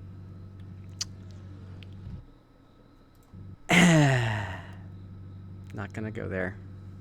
Just not productive. Anyway, congrats to James and Ethan and Fernando for the top 3. John Crane 4, David Gill 5, James Leader 6, Sean 7, Thomas Martini 8, Dan Bradford 9, and rounding out the top 10, little old me. How about that? Thank you, Mike. Thank you, Gene. Wow, that was tough. Andrew Kirilov 11th, Wayland 12th. That was a race of survival for Wayland. He had some issues early on. Scheimer 13th. And now on down the line, Vicente dropped out early. Not sure what happened there. Yeah, there aren't a lot of Americans on AC. Oh no! Oh, Sean's fired up. Anyway, that was all right. That was tense. Some poo came out, but you know, whatever. Not really, but almost.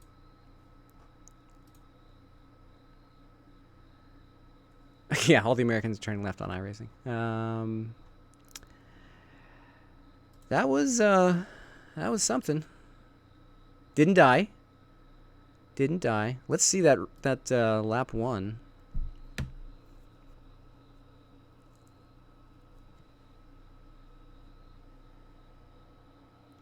What's that, Gene? You're Amish?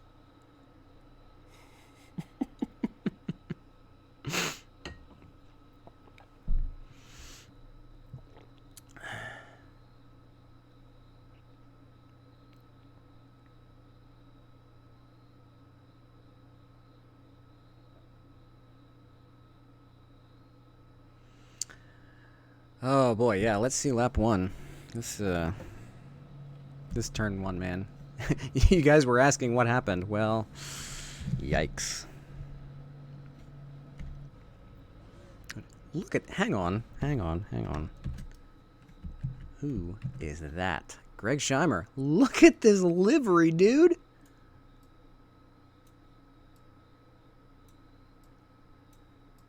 That is cool. He's got the front end of this thing just slammed.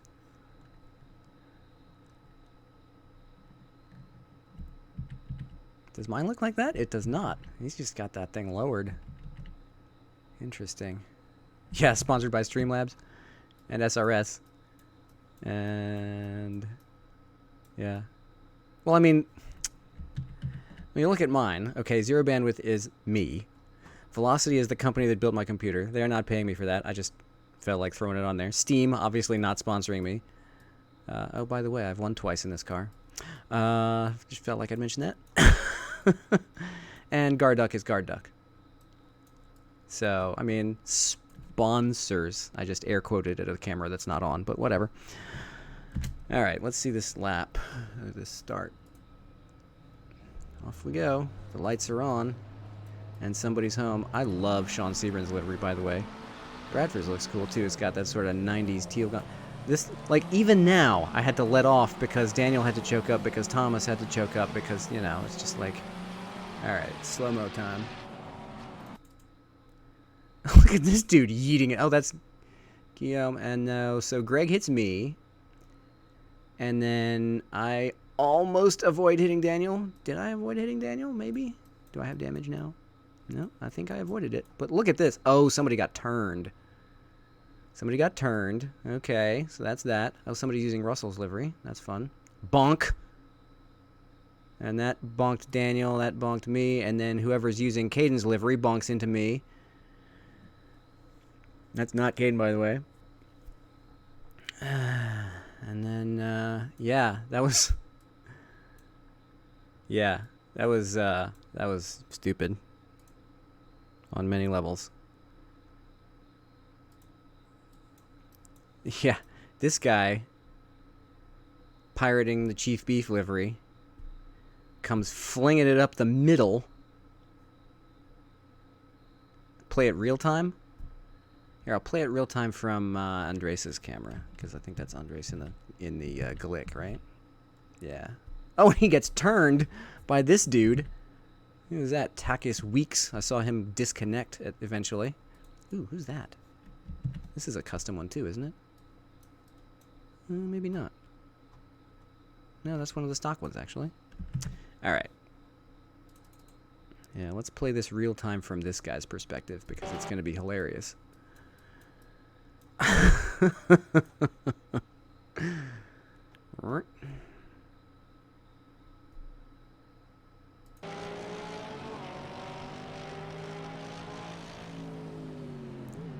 Bonk, bonk, bonk, bonk, bonk, bonk, bonk, bonk, bonk, bonk, bonk. Bonk. He just drives into Andres. Andres was stopped in front of him, and this dude just keeps driving. Like, what was that? Dude. It's like, all right, let's go in car. Okay, this is your perspective. You come into T1, you've just hit this guy. Okay, you just murdered this guy. What do? Do you stop and then turn your wheels and get around him? No. You just go full throttle again. Bonk. Seriously, dude? Anyway.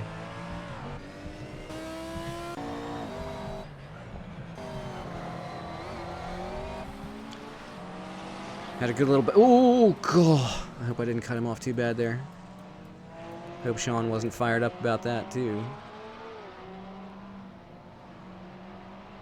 Anthony White is the guy using the, what is accelerate?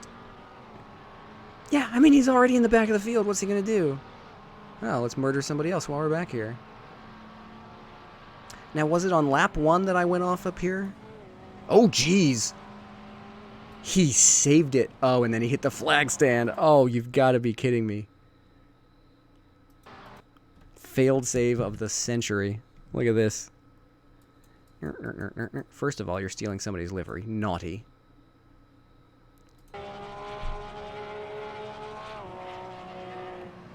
He's got the death wiggle. Hits the curb. Bounces over it. Saves it. I'm going to make it. I'm going to make it. Doosh. Oh, man. That was a hard lick. Let's see this in-car. Yeah, that's karma right there after causing some lap 1 shenanigans.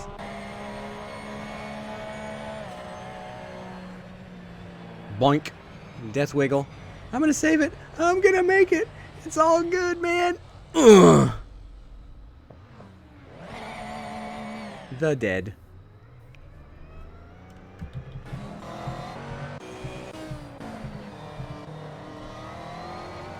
I guess this is not where I almost pooed myself. I think if I recall correctly, I just conceded this to Sean because F that. Yeah. It's like, I am not going to go too wide in a roller coaster. I'm just not going to do it.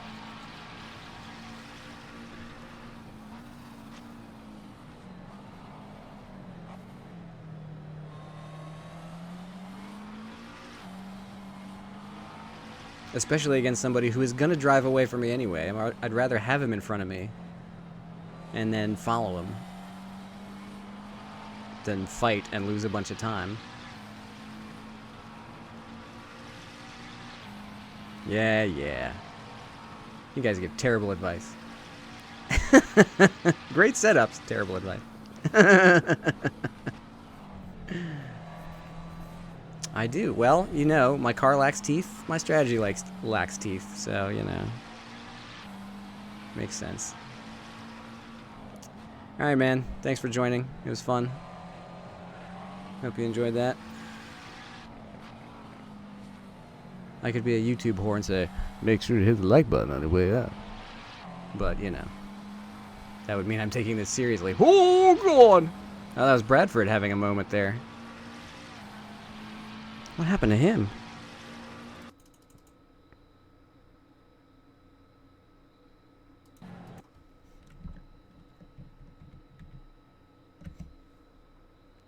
Did he bin it in the snake like I've done a million times? And hit that notification bell. Yeah. Oh, he gets off the track here, hits the curb. Oh, yeah, he hits the curb. I cannot tell you how many times I've done that. You hit that inside curb on the entrance to Snake, and the car just flips around, and there's nothing you can do about it. Super annoying. Oh, I got floaty. Yeah, see. The same thing happened to me that happened to the other guy that we watched go into the wall. So, see if I can... I think I caught air here.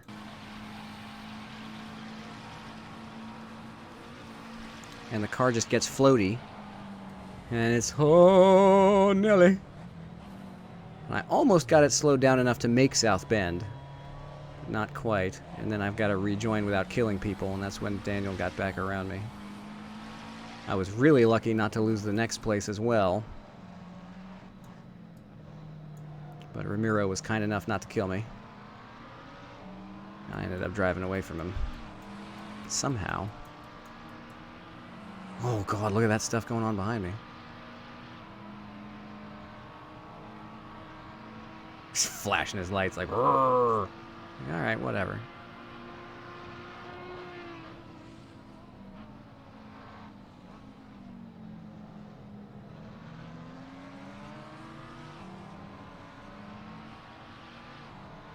If I remember correctly, there was a big old death spiral right behind me at some point. Was it here? I wish I remember what lap that was. But it was like everybody behind me died.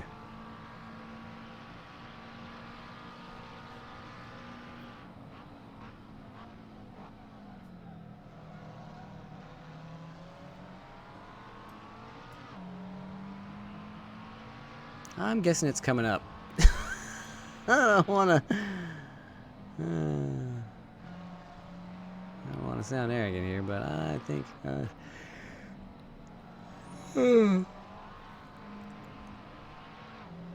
Whoa. Doink.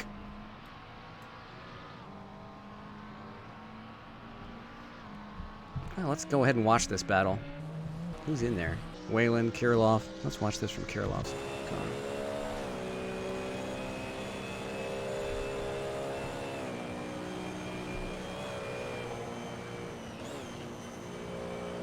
Oh, jeez. Martini must have been really frustrated behind this guy.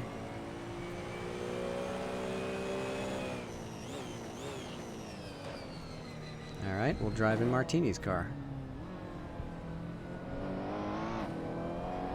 Oh, this car gets the virtual mirror screen like the Corvettes do. Because I guess it doesn't have a real mirror, it just has the camera. That's cool.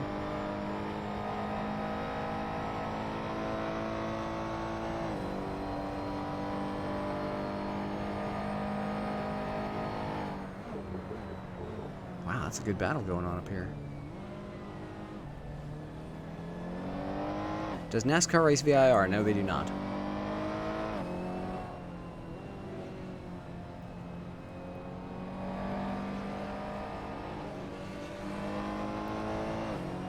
But last year, the SRO Pirelli World Challenge started racing here in the spring, so I think I might start going to that as well. Because it's similar classes of cars, GT3, GT4, TCR, TC America, which is basically the old street tuner class. It's really fun to watch.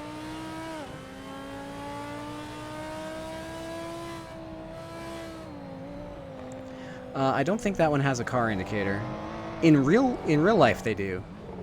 It was a system that I think was pioneered by the Corvette team. Because I remember watching a 24 Hours of Daytona race where they had the screen there, and it had big flashing arrows whenever somebody was coming up. It was really neat. And soon after, everybody had them. Oh, jeez! That was unimpressive. Oh no, and Andres loses it. Falls off the side. The thing about South Bend, you lose it outside of that corner, and you're dead. You just slide off into oblivion. This is an exciting race back here. Martini, man, he is so fast, but he just cannot catch a break.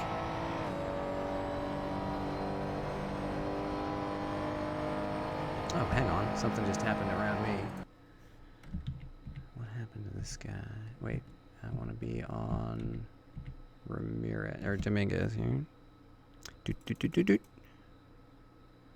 Why did he suddenly drop back? He's got Bradford behind him.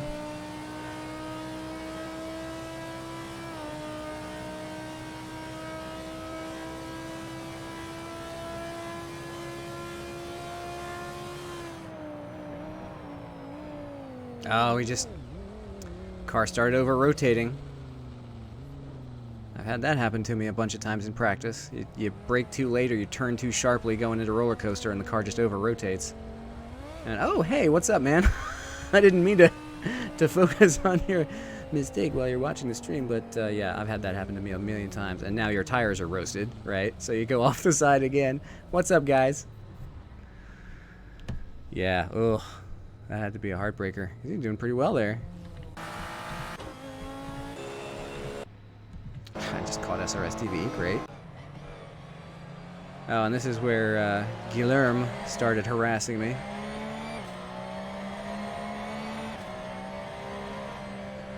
Oh yeah, because you went off right there in front of him, didn't you? Or was that somebody else? Well, I guess that was Guilherme.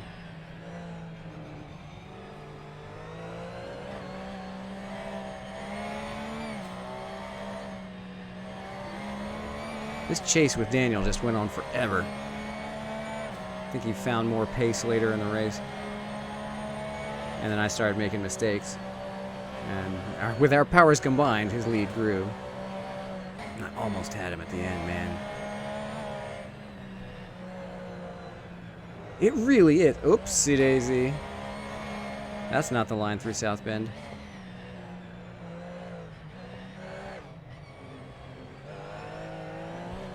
This guy is fighting this car. My goodness.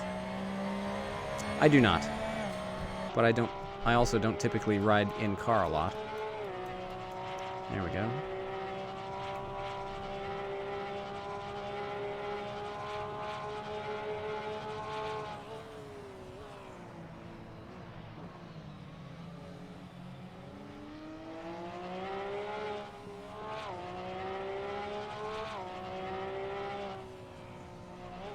Yeah, the FOV I use in the race is wide because I only have like a 25, 26-inch monitor.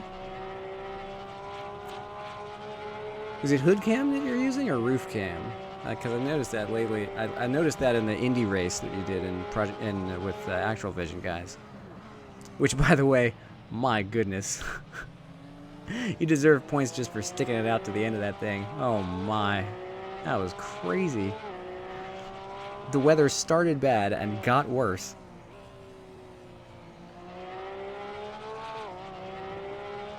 That was,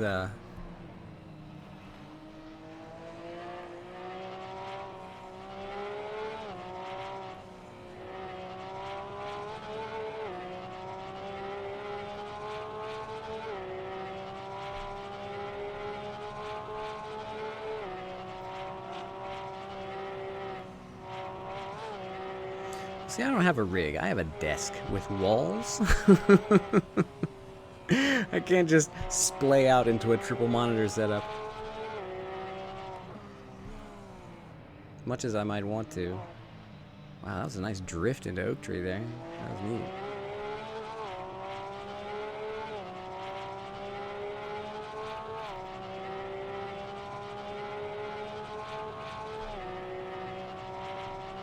Ultra wide. I've already got an ultra wide sitting in my chair. Let's skip forward a bit. Oh, I almost had him here.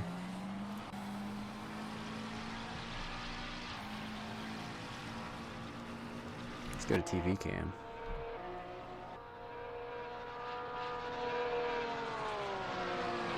That is a fine looking automobile, if I do say so myself. I do like Daniel's like super 90s paint job. With all the neon colors.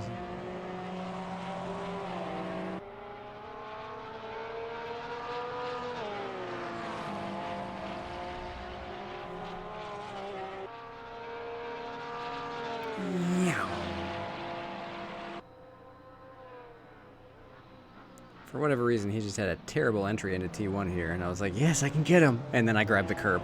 Like, every time I'm about to catch a break, I F it up somehow.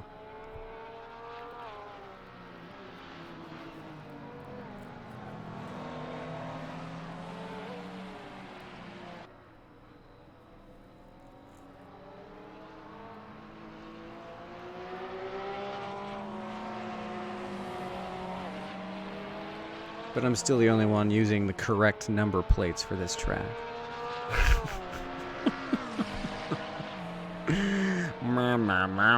Although I guess since Pirelli World Challenge comes here, then the blank pen panels are also correct now.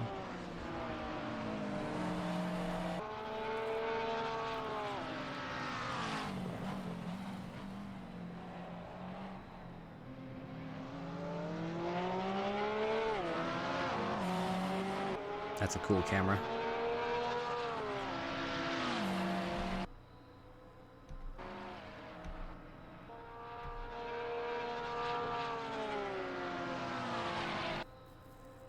This mod has so many camera sets too. Actually, yeah. I'm just a, you know, car livery geek, I guess. I enjoy painting these things as much as I do driving them, and sometimes more, because, you know, I paint the car and then I find out that I suck at driving it. You're like, at least it's pretty. Until I smash it into the tires. I'm looking at you, Renault. And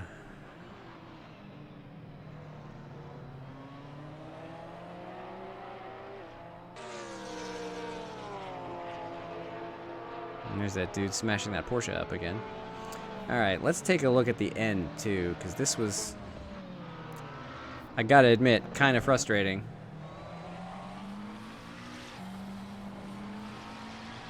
I've gotta run. We come through here. Daniel bobbles. And I'm like, I can get this.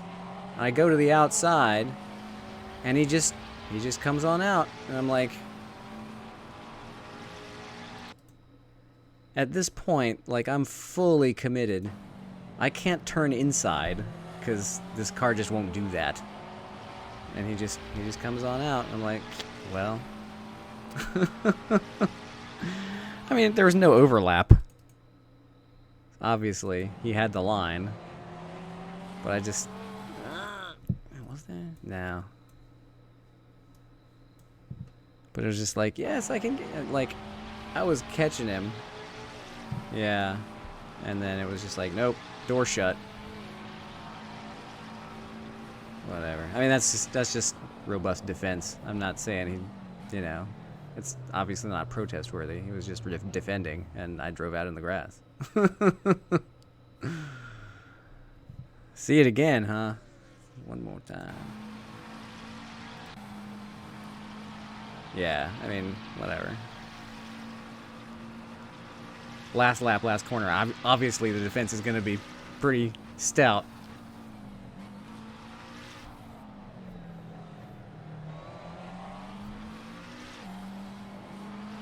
Yeah, I mean, I just got outraced there, but it's still frustrating. It was like I had a run on him, and then it's just like, nope. I mean, he turns out. Like, nope, not going to have this corner. I mean, it didn't wreck me. You know, it's just strong defense, and it worked. You know, end of story. I didn't get the place. It's still frustrating.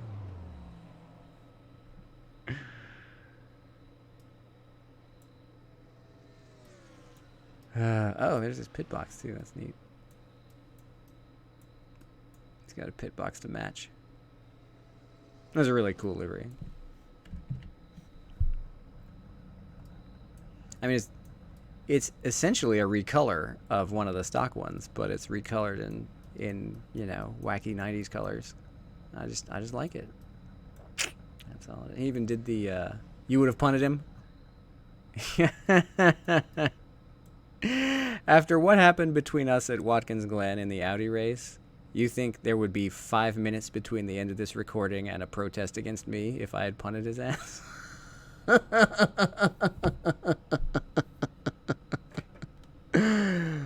Oh, well.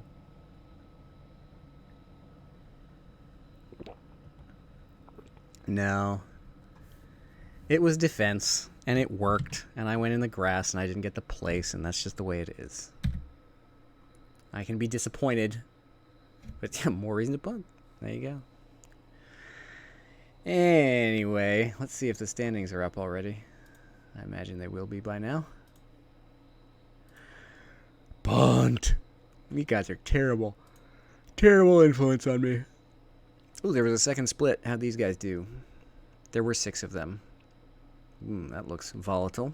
That's not too bad. Look at that. Yeah, one guy with 8, and the rest of them doing okay. Another brave soul in the glick. Congrats to Sunil from India, right? That's India? No. Yeah. Is it India or Pakistan? I'm going to get in trouble now. Laszlo Kamani, Mark Pendle. Your top 3 in second split. But for first split, oh, come on, Sang. Reload. That is India? Okay. I was going to get in big trouble there. It's like... Oh, man. Yeah, that would be a cultural faux pas of the highest order. Is that India or Pakistan? I can't tell. Her smack. Oh, my goodness. Anyway, top 10, 3 incidents, all in turn 1. Oh, right. Yeah, I remember now. I used to know all the flags. Like, I was like a super, like, countries of the world flag geek. Is that Britain or the U.S.? Derp. Yeah. Anyway. 3 incidents, all on lap 1. Everybody who was there. How did Fernando get out of that with nothing? David Gill, also clean.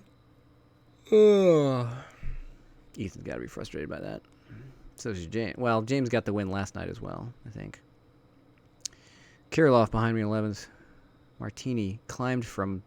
I got to see this chart, the lap chart. Where's Martini? He's the brown line here. Nope, he's the... Which one is he? Oh, there's one. There's one more. There are 3 more laps after this because he finishes here.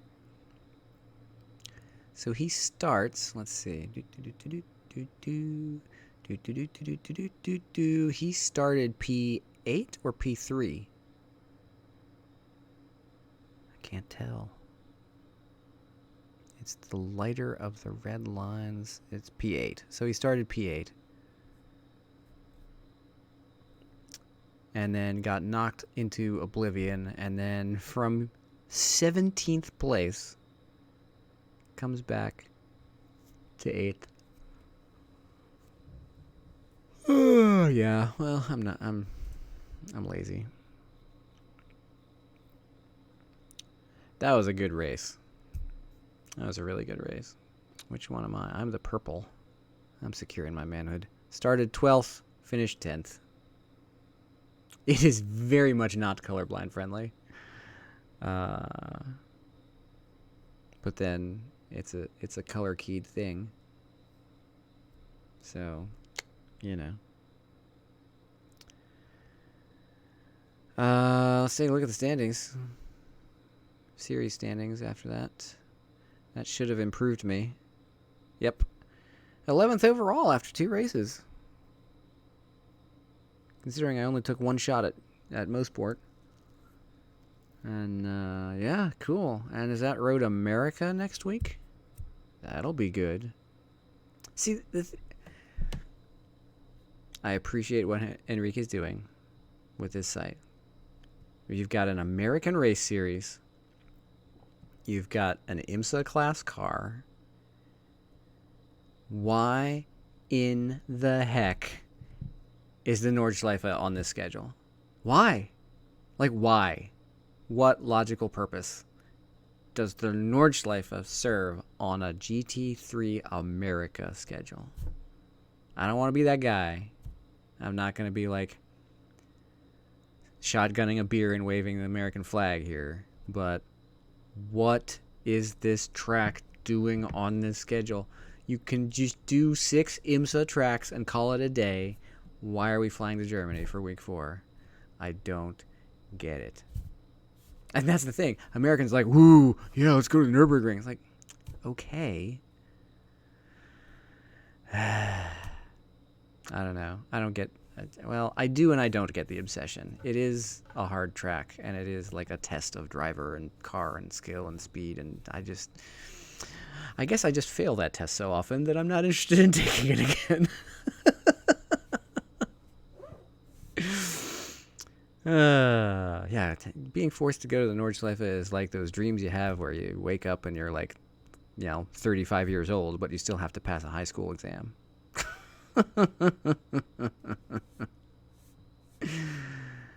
There's at least, we did, for the Gene versus Zero Bandwidth series, season 1, we traced the back half of the IMSA schedule, and it was awesome. And doing that with GT3s would be at least as awesome, but whatever. I've said my piece. I'm not gonna be that guy. But the Nordschleife, really? Not even like Spa or something? Not hell. The track is called the Green Hell, right? It's not the Green Fairy Garden. It's not the Green Picnic. It's the Green Hell.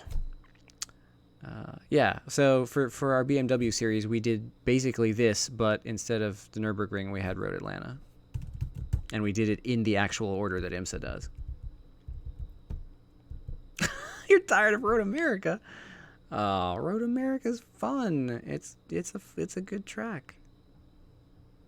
But it does come up a lot. I didn't choose Mosport this time because I choose it every time. It's like, because it's a good track. But whatever. Why Nürburgring? That's my question. Why? Why must we go back there?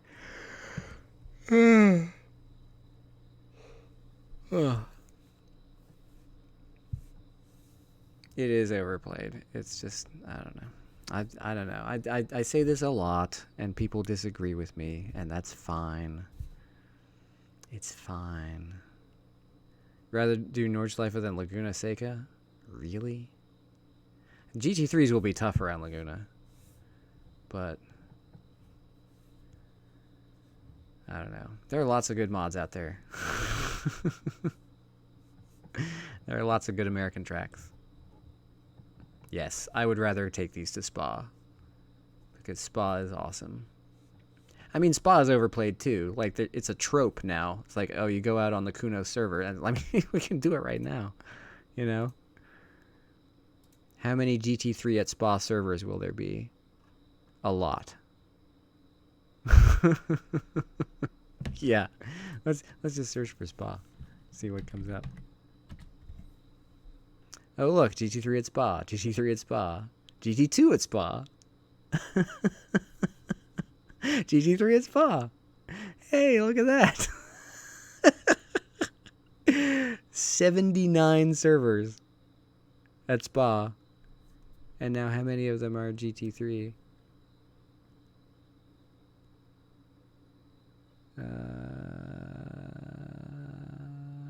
Can I just do space? Yes. 13 servers right now. Spa with GT3s.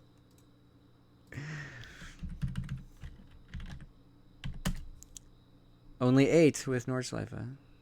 So there you go. And the Spa wins this round of the overplayedness. The overplague.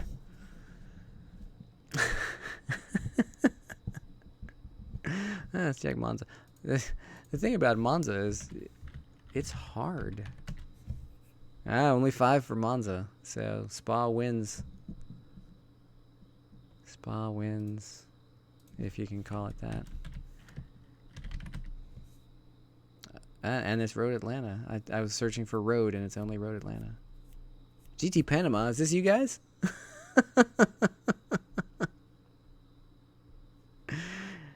It's a Canadian server. That's interesting.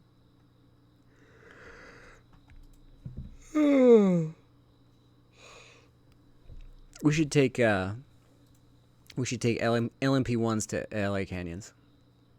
That's what we should do. Winning combination right there. Don't at me.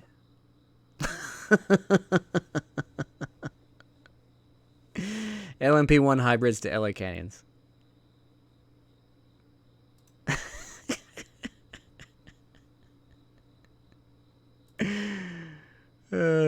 Black Cat County. There you go. I actually found I was just randomly playing online one night, just trolling the server list, and there was somebody doing a Sol test with MX-5s at Black Cat County, and it was really fun. It's a great little track. I have not yet tried Targa Florio because I don't have time for that. Like, ain't nobody got time for that. Plus, it's like in progress kind of thing. The 2.4 hour races are multi-class. That's like the whole point. It's not 2 different races. It's 2 different registrations because the classes have different rating requirements. You have to be 700 to get into P1s, and you have to be 600 to get into the GT2s. But it is supposed to be a single server with multi-class. So the AC version of Targa Florio, I don't know. Yeah, the different registrations are to keep the minimum ratings enforced. That's all it is. Yeah, I don't think I will either. Although, well, let's see. What is my standing at now? What favors did that do for me? I am still at 641. I gained nothing. My incident average went down by 3 thousandths.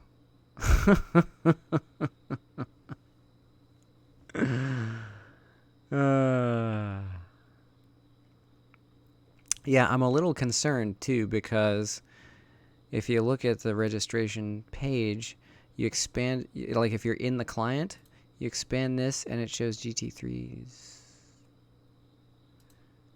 And then you expand this and it shows both classes. I guess if I try to register, Does this come up correctly? Okay, that's fine. Did I just screw myself? Am I now registered for the 24-hour race? Okay, good.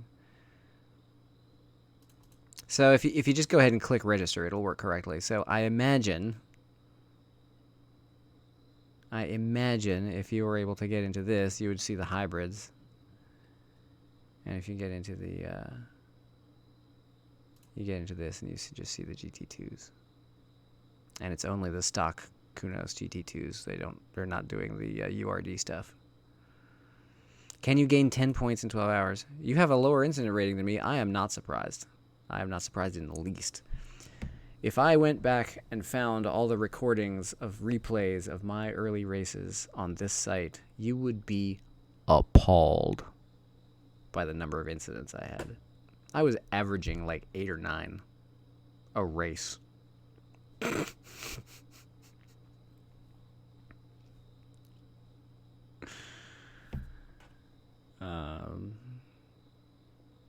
But yeah, this is a great concept. I don't know if I'm going to have time for this.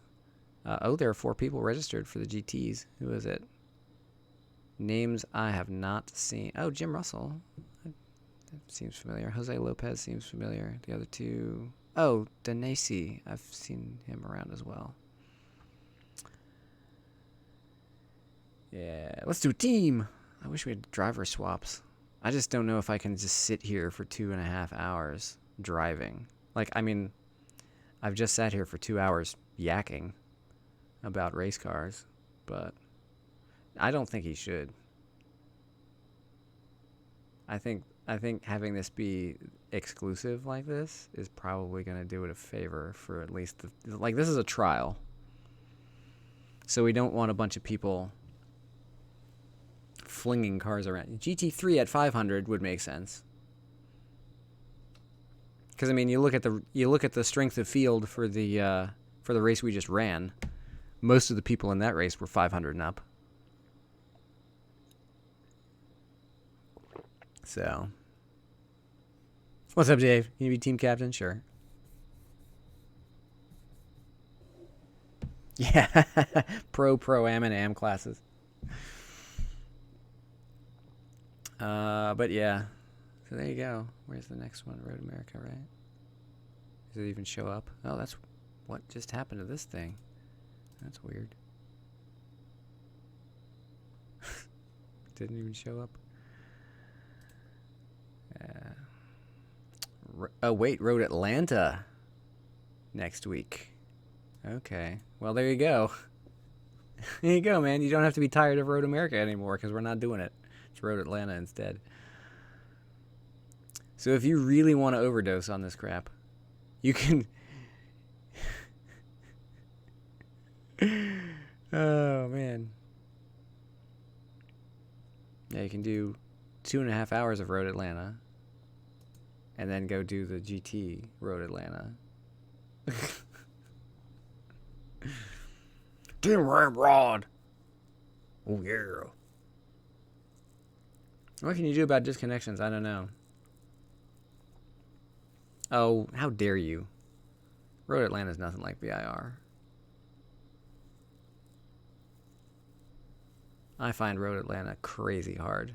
Like, if you put a lap together at Road Atlanta, you feel great about yourself. And then you try it again the next lap, and it all falls to pieces, and you didn't do anything different, and you're left wondering why, and is my brain connected to reality anymore?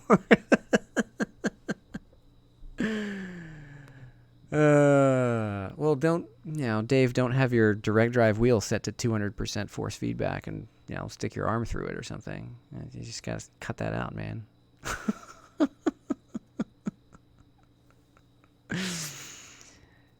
I mean, watching the Jimmy Broadbent stream of the 3 of them flying around Road Atlanta today for the Petit Le Mans, it was just poetry. It was amazing. Anyway, so there you go. That was a good race. I'm happy with the result. Bad memories of Road Atlanta. Yeah, I bet you do. Shall we go back to the replay of the BMW race? Yeah, that's exactly what I thought you were talking about. Like, oh man. Excuse me. Yeah, that was rough. You got assassinated in that race, as I recall. That was pretty unfair. But I'll take it.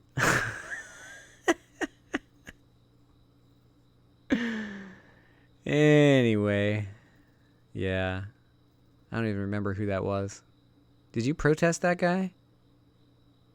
Or did you just give up? Good night, Vince. Good to see you out here. You did well while you were in. Yeah, you didn't bother. Yeah, I mean, it was the end of the season. It's like, what are the odds that this is going to do any good? When is my next stream? I have no idea. I'm honestly contemplating doing the 2.4 hour, but I really don't know if I'm going to have time because I have a weekend and children and good weather and the possible consequences of saying, hey, how about I take 3 hours out of right in the middle of the day and nope out of family life so I could play with imaginary race cars. The reaction to that, I imagine, would be pretty stout. Put them in the backyard. I can put them in chairs behind me and make them watch. My son probably would for a while and then fall asleep. With internet friendos. I don't know. I've been doing a lot of this. Plus, I gotta get. I just. Sean said he was. I've been waiting for a multi-class race. I was really hoping it wouldn't be at Road Atlanta. Because I am terrible at Road Atlanta. And I'm like, yay, multi-class. Oh. Like, both of the tracks that he picked for this, I'm like, oh. Because, Portimao, it's fine. There's nothing wrong with it. I just suck at this track selection. It's like, I don't know. Someone spot you 10 points? Sure. I got you. I got 41 to spare. I'll give you a payday loan of points. 300% annual interest.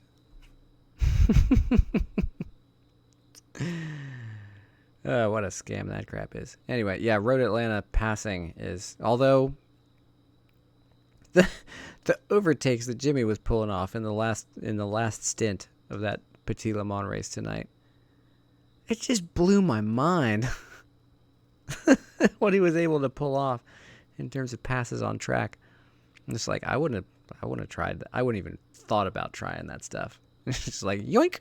He made that GT car look like a prototype. That's the thing. Like, he's in a GTE. He's racing against other GTEs, and he looked like he was still in the. He looked like he was still in the Audi. He just drives on by. Well, you know what?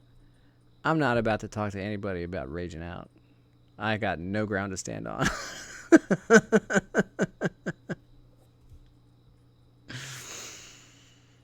Oh, Algarve is questionable? Like, how it came to be? I hadn't heard that before.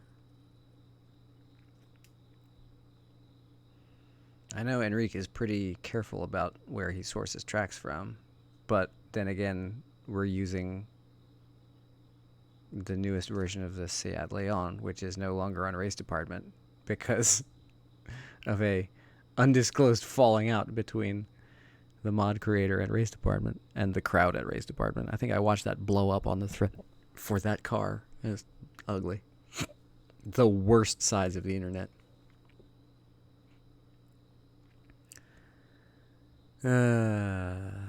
Just the mod seems not so great? Well, I don't know. It's okay. It looks the part. It drives all right. I'm just bad at it.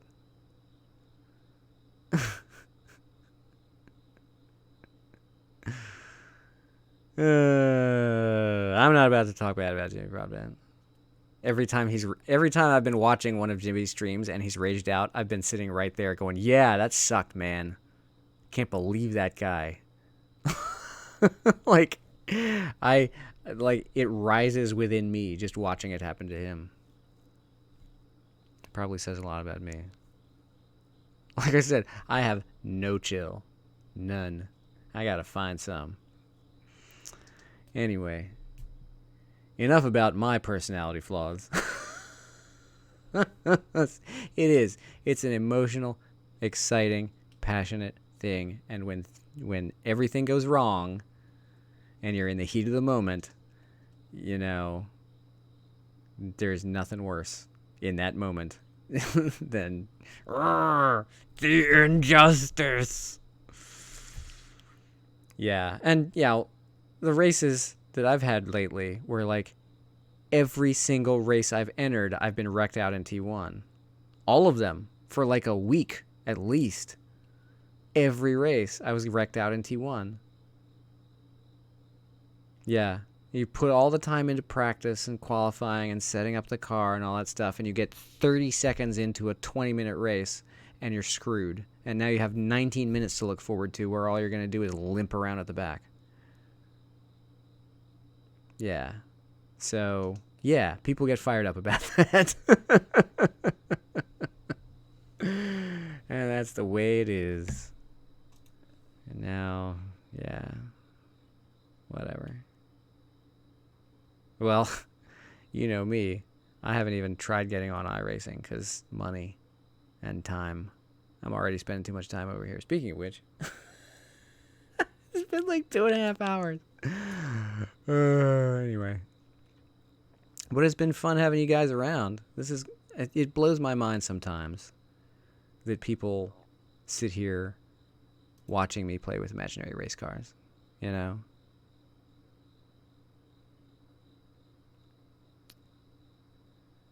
I'm going to go ahead and mute this and just have it playing in the background. But, like, the idea that people want to spend their time watching me play video games, I don't know.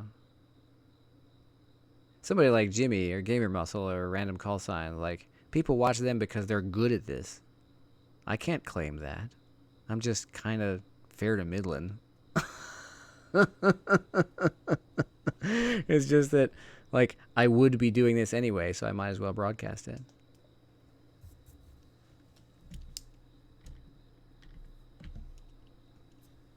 I'm just going to pick a random point in the race and just clicky. There we go. But, you know, it blows my mind sometimes that people watch this stuff. Watch me anyway. All the good guys are exciting, and I'm like, okay, but thanks. I don't mean to call into question the fact that you're spending time on my channel. Far from it. But it does still surprise me sometimes.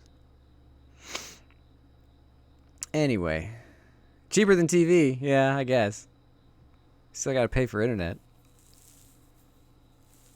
Oh, there's one other thing I wanted to see. Why in the world? Where's Ethan? Did he do this every lap? Where he was like flying through the south pits?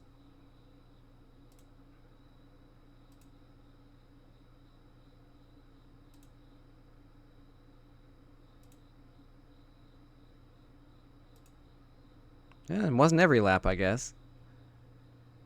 It is a great interaction. I really enjoy the chat on this channel.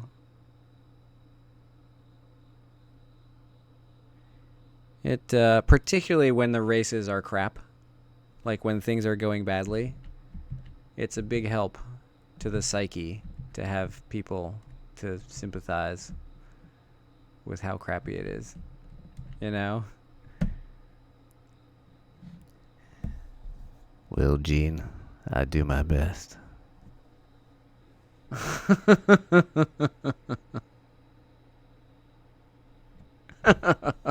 You. Alright. But yeah, particularly when things don't go well, to have somebody there to be like, yeah, man, that sucked. And not have to just suffer alone. That's good. But it's cool to celebrate the good races too. Really enjoy it. It really It's really been good for me. I'm glad it's been good for you guys too. Yay. Sim racing is a global thing, is a global hobby. I know, I mean, I didn't have any friends in Sweden a year ago. Not that I think Sweden is a hostile place. I just never really, met anybody and talked to them for a long time. I knew a guy from Sweden, but he lives in California now. He was cool too. What's up, Magnus, if you're out there?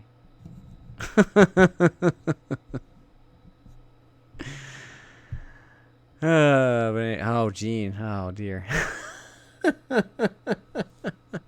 Yeah. I've never known so many Brazilians. Why are there so many Brazilians? The brochure said there'd only be a few Brazilians. They're fun.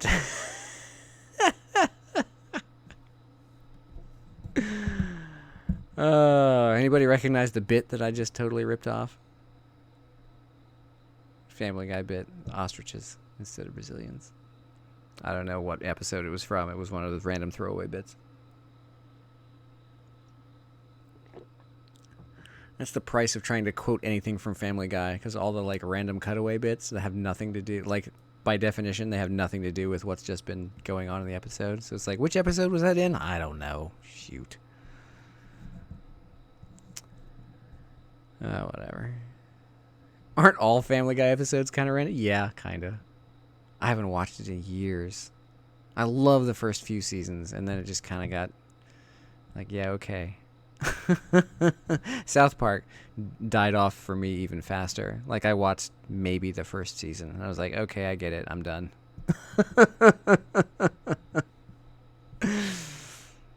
And then some friends convinced me to go see the movie, and I was like, okay. And the movie sealed the deal for me with South Park. I was like, nah, I'm okay. I'm done. I know what I'm in for here, and I'm not here for it anymore.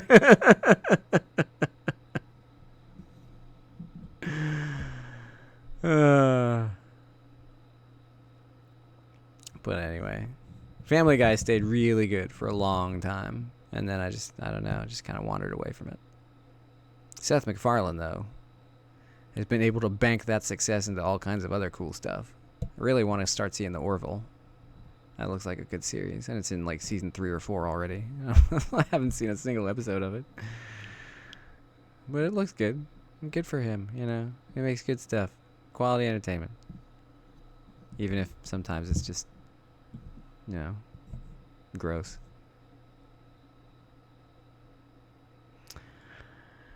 How did we get critiquing television? Oh, Attack on Titan. Yeah. Whoa, hey. Who was that going off?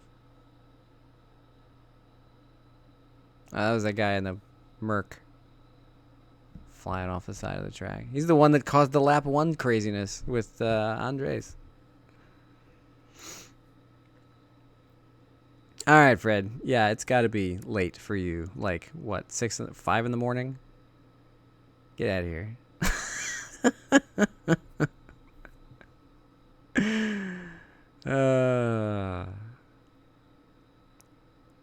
5:30. Yeah, I mean, well, the days are getting shorter. You can't waste your life, sleeping in, because the day is only 6 hours long, right?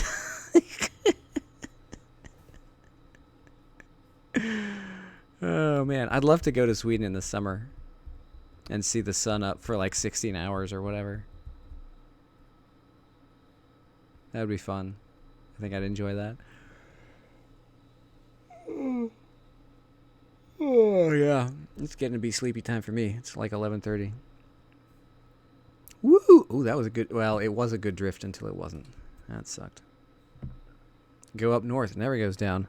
That's what she said.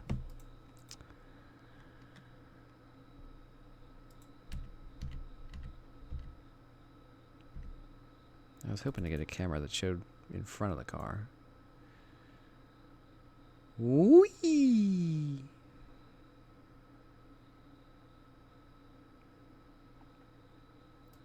Oh, right. I was going to show you guys.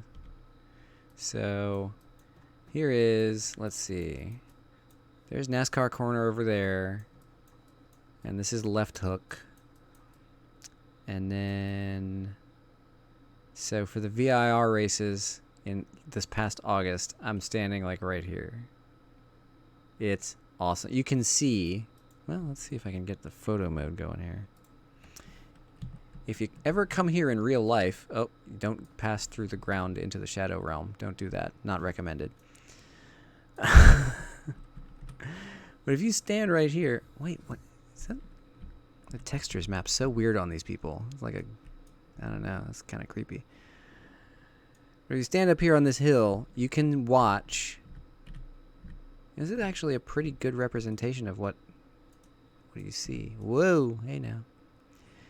You can stand at the corner of this fence and watch from the end of the front straight all the way around turn 1, turn 2, NASCAR, through left hook, and then watch them go into the snake, all just standing right here. It's the best view of the track. And you get there by walking up from here through this little gap in the fence. Whoops, Shadow Realm again. This is actually a pretty good virtual tour of the track. Yeah, there's a little gap in the fence right here, which they did not model. Tisk. There's you actually pass through this right here. Woo. Let's see. Over here is a really nice grandstand. Oh man, look at these spectators. That's so funny. Never noticed that before. But yeah, if you sit in this grandstand, there's a big screen over here. Oh yeah, I should tell them to just put me in the thing. The really cool thing is, and I don't think they modeled it here, back here in these trees, which are for real trees behind that grandstand, every year they have this huge playground set up for the kids. There's like bouncy castles and a ball pit and all kinds of random stuff back here. So if you drag your kids out there, they can do stuff while you're out there watching the races. And this year, flying drone cams. This year, accurately depicted at the top of this hill was a hospitality tent for people who did the car corrals. So while it was raining all effing weekend, I was standing up here under a tent with the best view of the track. And they had another, oh, they actually depicted here. They had another screen over here, so I didn't miss any of the action on the far side. It was the best place to be all weekend long. Really cool. Car corral. Excellent question. So, if you own a car of a particular mark that is participating in an IMSA race, you can pay like $10 extra or whatever and get a spot in one of the car corrals. And what that means is, instead of parking, oh, this is a really nice little view. So here's the like giant open field where you have to park. So if you sign up for one of the car corrals, instead of parking way the F out here, you get to park all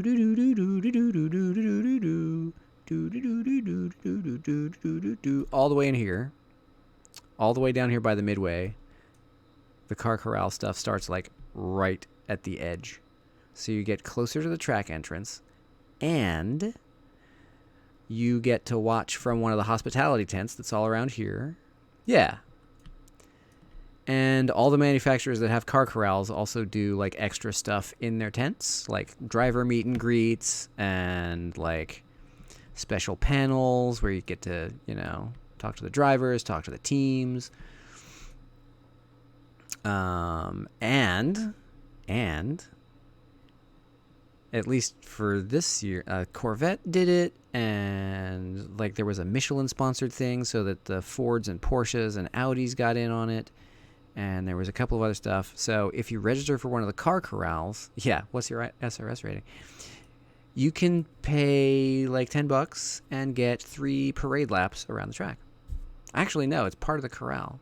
If you pay for the car corral ticket, you get 3 laps behind the pace car around the track in your car, which is what I did this year, and it was mind-blowingly awesome. I took in-car video with the GoPro. Hey, what's up, man? You can, in fact, do them in your crazy SUV if you want to. But I did it in my Focus ST, and they do it with the official Nissan pace car going official pace, which is just, if you're in a street car, you're balls out, just flying around the track. It's as fast as you dare in a street car. Under control, obviously, and there's some bunching up in some of the tight corners or whatever, but I was foot to the floor and grinning ear to ear all the way down the backstretch because it was just, it was fantastic. I do have video for when I did that in August. I haven't edited it all together yet because I'm lazy. I'm just super lazy about that kind of thing. It's all just sitting on my hard drive. Don't lose your focus. Excellent. I tell you what, I didn't lose my focus for a second going up through the uphill S's in my real life car because I'm like, I don't want to die and I don't want to be left without a way to get home. I know it's a pun. I own a Focus. I am used to these things.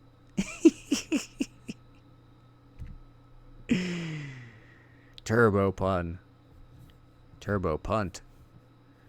Yeah, it was cool too because they brought everybody around to the south pits, and so we exited onto the backstretch to start the parade lap. So you get out from the parking area, and it's straight into flat out up the hill towards a roller coaster. Like, okay, I guess I can do this now. Super fun. But yeah, man. The thing that blows my mind about IMSA right now, not only is the racing pretty much the best racing you can watch in motorsport right now, but the tickets to the events. Like, you could get like a 3-day pass to VIR. You watch like 12 races, all the qualifying and practice you can stand. Basically open access to the pits and the garages. I mean, last year, I was walking by the Michael Shank pits, like right before the race, and they had the tents open and they had the cars all in pieces, getting them ready for the race. I'm just leaning over the ropes, just kind of peering in, and one of the guys in the garage was like, "Hey, you want to come see the cars?" I'm like, "Yeah, I do." So I just pulled the rope open and said, "Hey, yeah, wander on in, poke around our garage." Like, okay, it was awesome. I had to walk right up to the cars that were about to go in the race. And then we did the grid walk. I have not seen the Ford documentary. I need to see that. But, yeah, walked up to the grid walk, and they had the Corvettes out, and they didn't have covers on them or anything. And there was this guy and his son walked up to the Corvettes, and they were looking in. And one of the Corvette crew guys was like, "Hey, kid, you want to sit in the C7R?" And the kid just like, I thought he was going to crap himself. I was like, "Yeah." So the pit guy just picks this kid up and just sits him in the car. Like, this is a car that's about to go racing in like 10 minutes. And the kid's just sitting in it, like, turning the wheel and everything. Like, oh my God, I'd like to sit in it too. I'm not 10 years old, but oh, that car's awesome. But, I mean, IMSA's if you're going to be a spectator in person, granted my experience with these things is limited, but IMSA's, for my money, the best show in town. And I paid like $90 for my tickets. All in. For the ticket, the corral, 2 days, 2-day ticket, car corral, parade laps, whatever you want. Oh, they catered lunch, by the way. If you get into one of the corral tents, they bring lunch too. It's like, when I used to go to the NASCAR races here in Richmond, we'd pay $90 just for the seat. You couldn't get into the pits. You had to park like 10 miles away. You paid $90 just to sit your butt on an aluminum seat. $90 at an IMSA race will get you there for the weekend.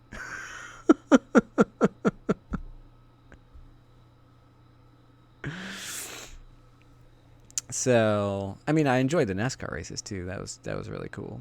But for my money, I'll drive out to Alton any day and go for the weekend and pay less. It's crazy. Ames is where it's at right now. I kind of want to go to the SRO races in the spring as well, because I imagine that's probably going to be the same kind of deal, same kind of cars and everything. And it'll be in the springtime, and hopefully not crazy hot yet. Yeah, I want to go down to Florida for the 24 or for Sebring, one or the other, or maybe for the Encore, because that's in like November, so it won't be crazy hot. It'll still be humid, but it won't be crazy hot. It'll just be a little hot.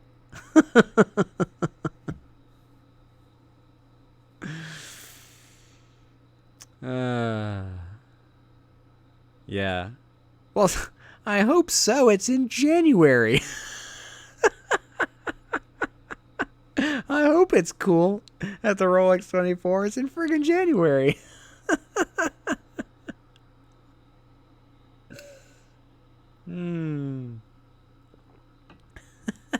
It's still pushing 90 in the daytime. Oh, man. Yeah, I would like to get down there one time.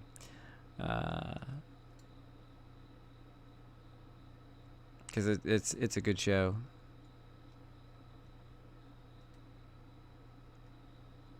Orlando this week, and it's not. Well, I mean, to be fair, we just set in Virginia like all-time heat records for the month of October, like the highest temperatures ever recorded for any date in October. Last week, we had 2 days where we hit like 98 and 99, and the next day it was, like yesterday it was 70 something. Like, what? So, oh, here's Ethan being weird. What was this? It's like, I don't know. I'll just run through the South Pits for fun. I guess you don't get a penalty for that on this layout. It's just like, what was that? You're trying to freak me out in my mirrors or something. Ugh, that car's dirty. You're a dirty girl. Run it through the mud here so many times. There's the Merc going off again.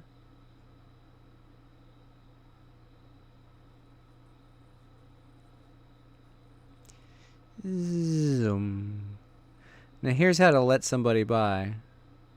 It's like, oh, I'm getting blue flags. All right, I'll stay outside. I'll let you through. I won't hold you up. And off you go. And then the next one was even easier because I was just like, oh, we're on the backstretch. Okay, lift. Off you go. I guess I could mislead the American public here and say, hey, look at this. I'm fighting for position with Ethan Dean. Nat.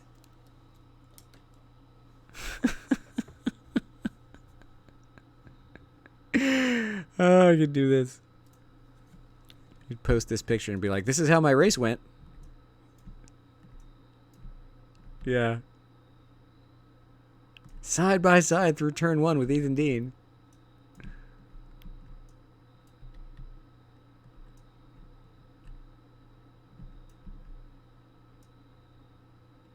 There you go.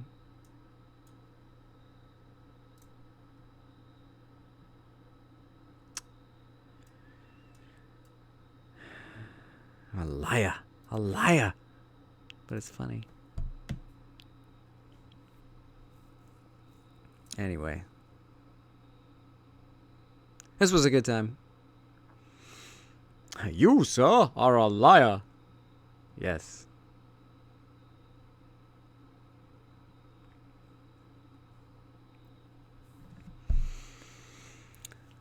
Anyway. This was good. Top 10 in a pretty stout crowd. Dirt Rally. Yeah, I've heard that's good. You know what else? I haven't tried it yet, but you know what else I randomly picked up today? Because it's on ridiculous sale. Automobilista, the original one, is like $15 right now, all in. So, if you're excited about the sequel and haven't tried the original, for 15 American dollars, you can buy AMS and every expansion of it and have it. So I guess I'm going to be trying Automobilista soon because I just randomly bought it. Like, that's a pretty good deal. And if I remember correctly, it also has mod support, so we'll see how that goes too. But really what I should be doing with my spare time is preparing for Extra Life, because I'm excited about doing that. I need to get my liveries done, I need to get my my donation page up, and I'm going to do Extra Life this year. It's November 2nd. So I need to get off my ass and go do that. But first I need to get off my ass and go to bed, because it's now 1:45 Yes, Extra Life, November 2nd is the official game day. It is a Saturday. And it's also the final Saturday of this SRS season. So, alright, fine. I might as well show off what I'm doing so far. So, let me go whole screen, because I'm tired of switching back to Content Manager.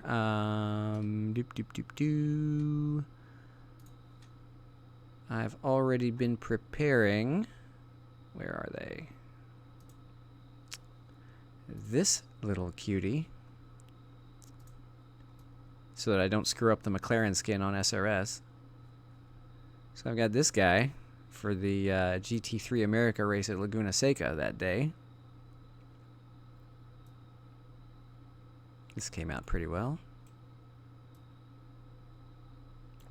Of course, IMSA badging all over it. So you got the GTD and then the green number panels.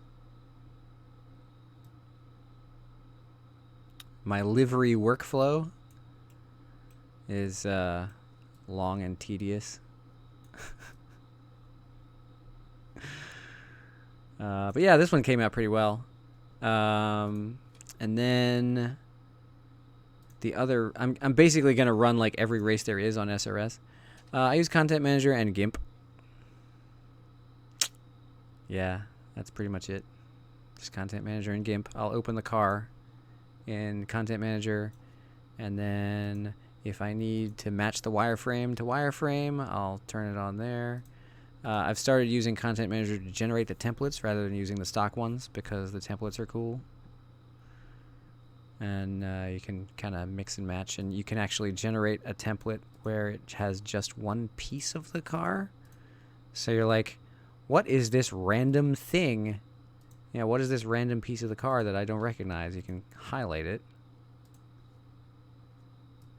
See, now I've got the hood highlighted. Or I can do, what is this random fin? Oh, it's part of the front spoiler. You can say, no, not that one. What's the clicky thing that you do?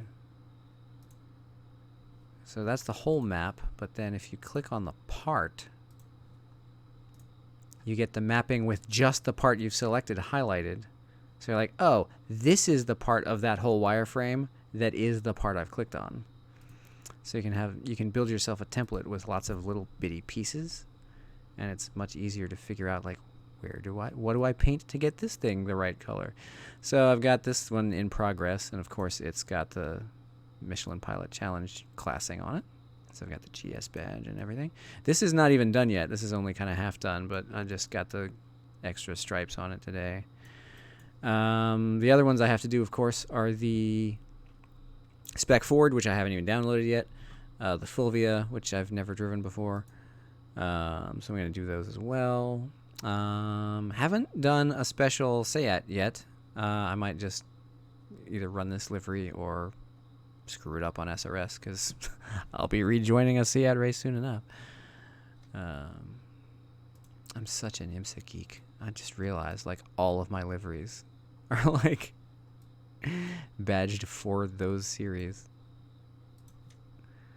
Oh, well. There are worse things to be fanboys of.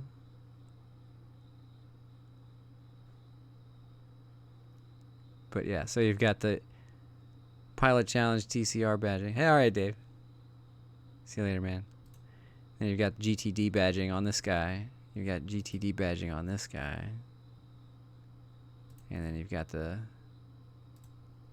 GS Instead of GT4 badging, you got the GS stuff. I had as well. Oh, you got GTLM on the Corvette. If I do the race tomorrow, it'll be this car. Because I haven't even taken the time to renew the livery. This is the first livery I ever drew for this game. So as you can see, I haven't tossed off the Sirius XM badging because I didn't know how at the time. Yeah, this is the first one I ever did. Turned out okay. This needs to be bigger. But, yeah, I'll probably be driving this guy tomorrow. If I drive the endurance race, which I still don't know if I will or not.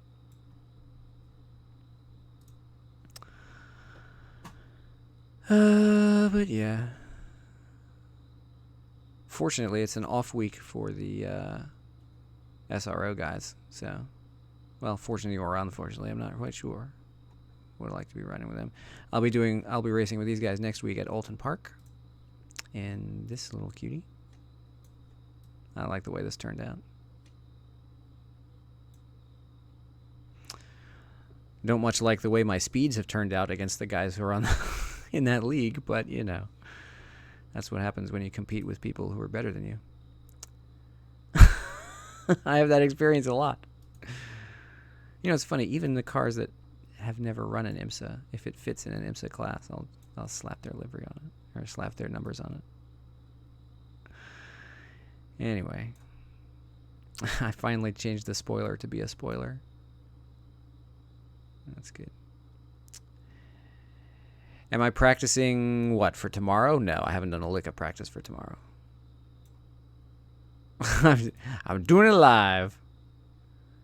Yeah. I mean, Chris Hay had a community race, which was Corvettes at Road Atlanta, and for the SRO race, no, I haven't practiced. I should, and I probably will. They'll have a practice server up next week, so I'll get some practice in, so I don't go in cold. Alton Park is tough, and I'm obviously not as good as these guys, so I need all the practice I can get.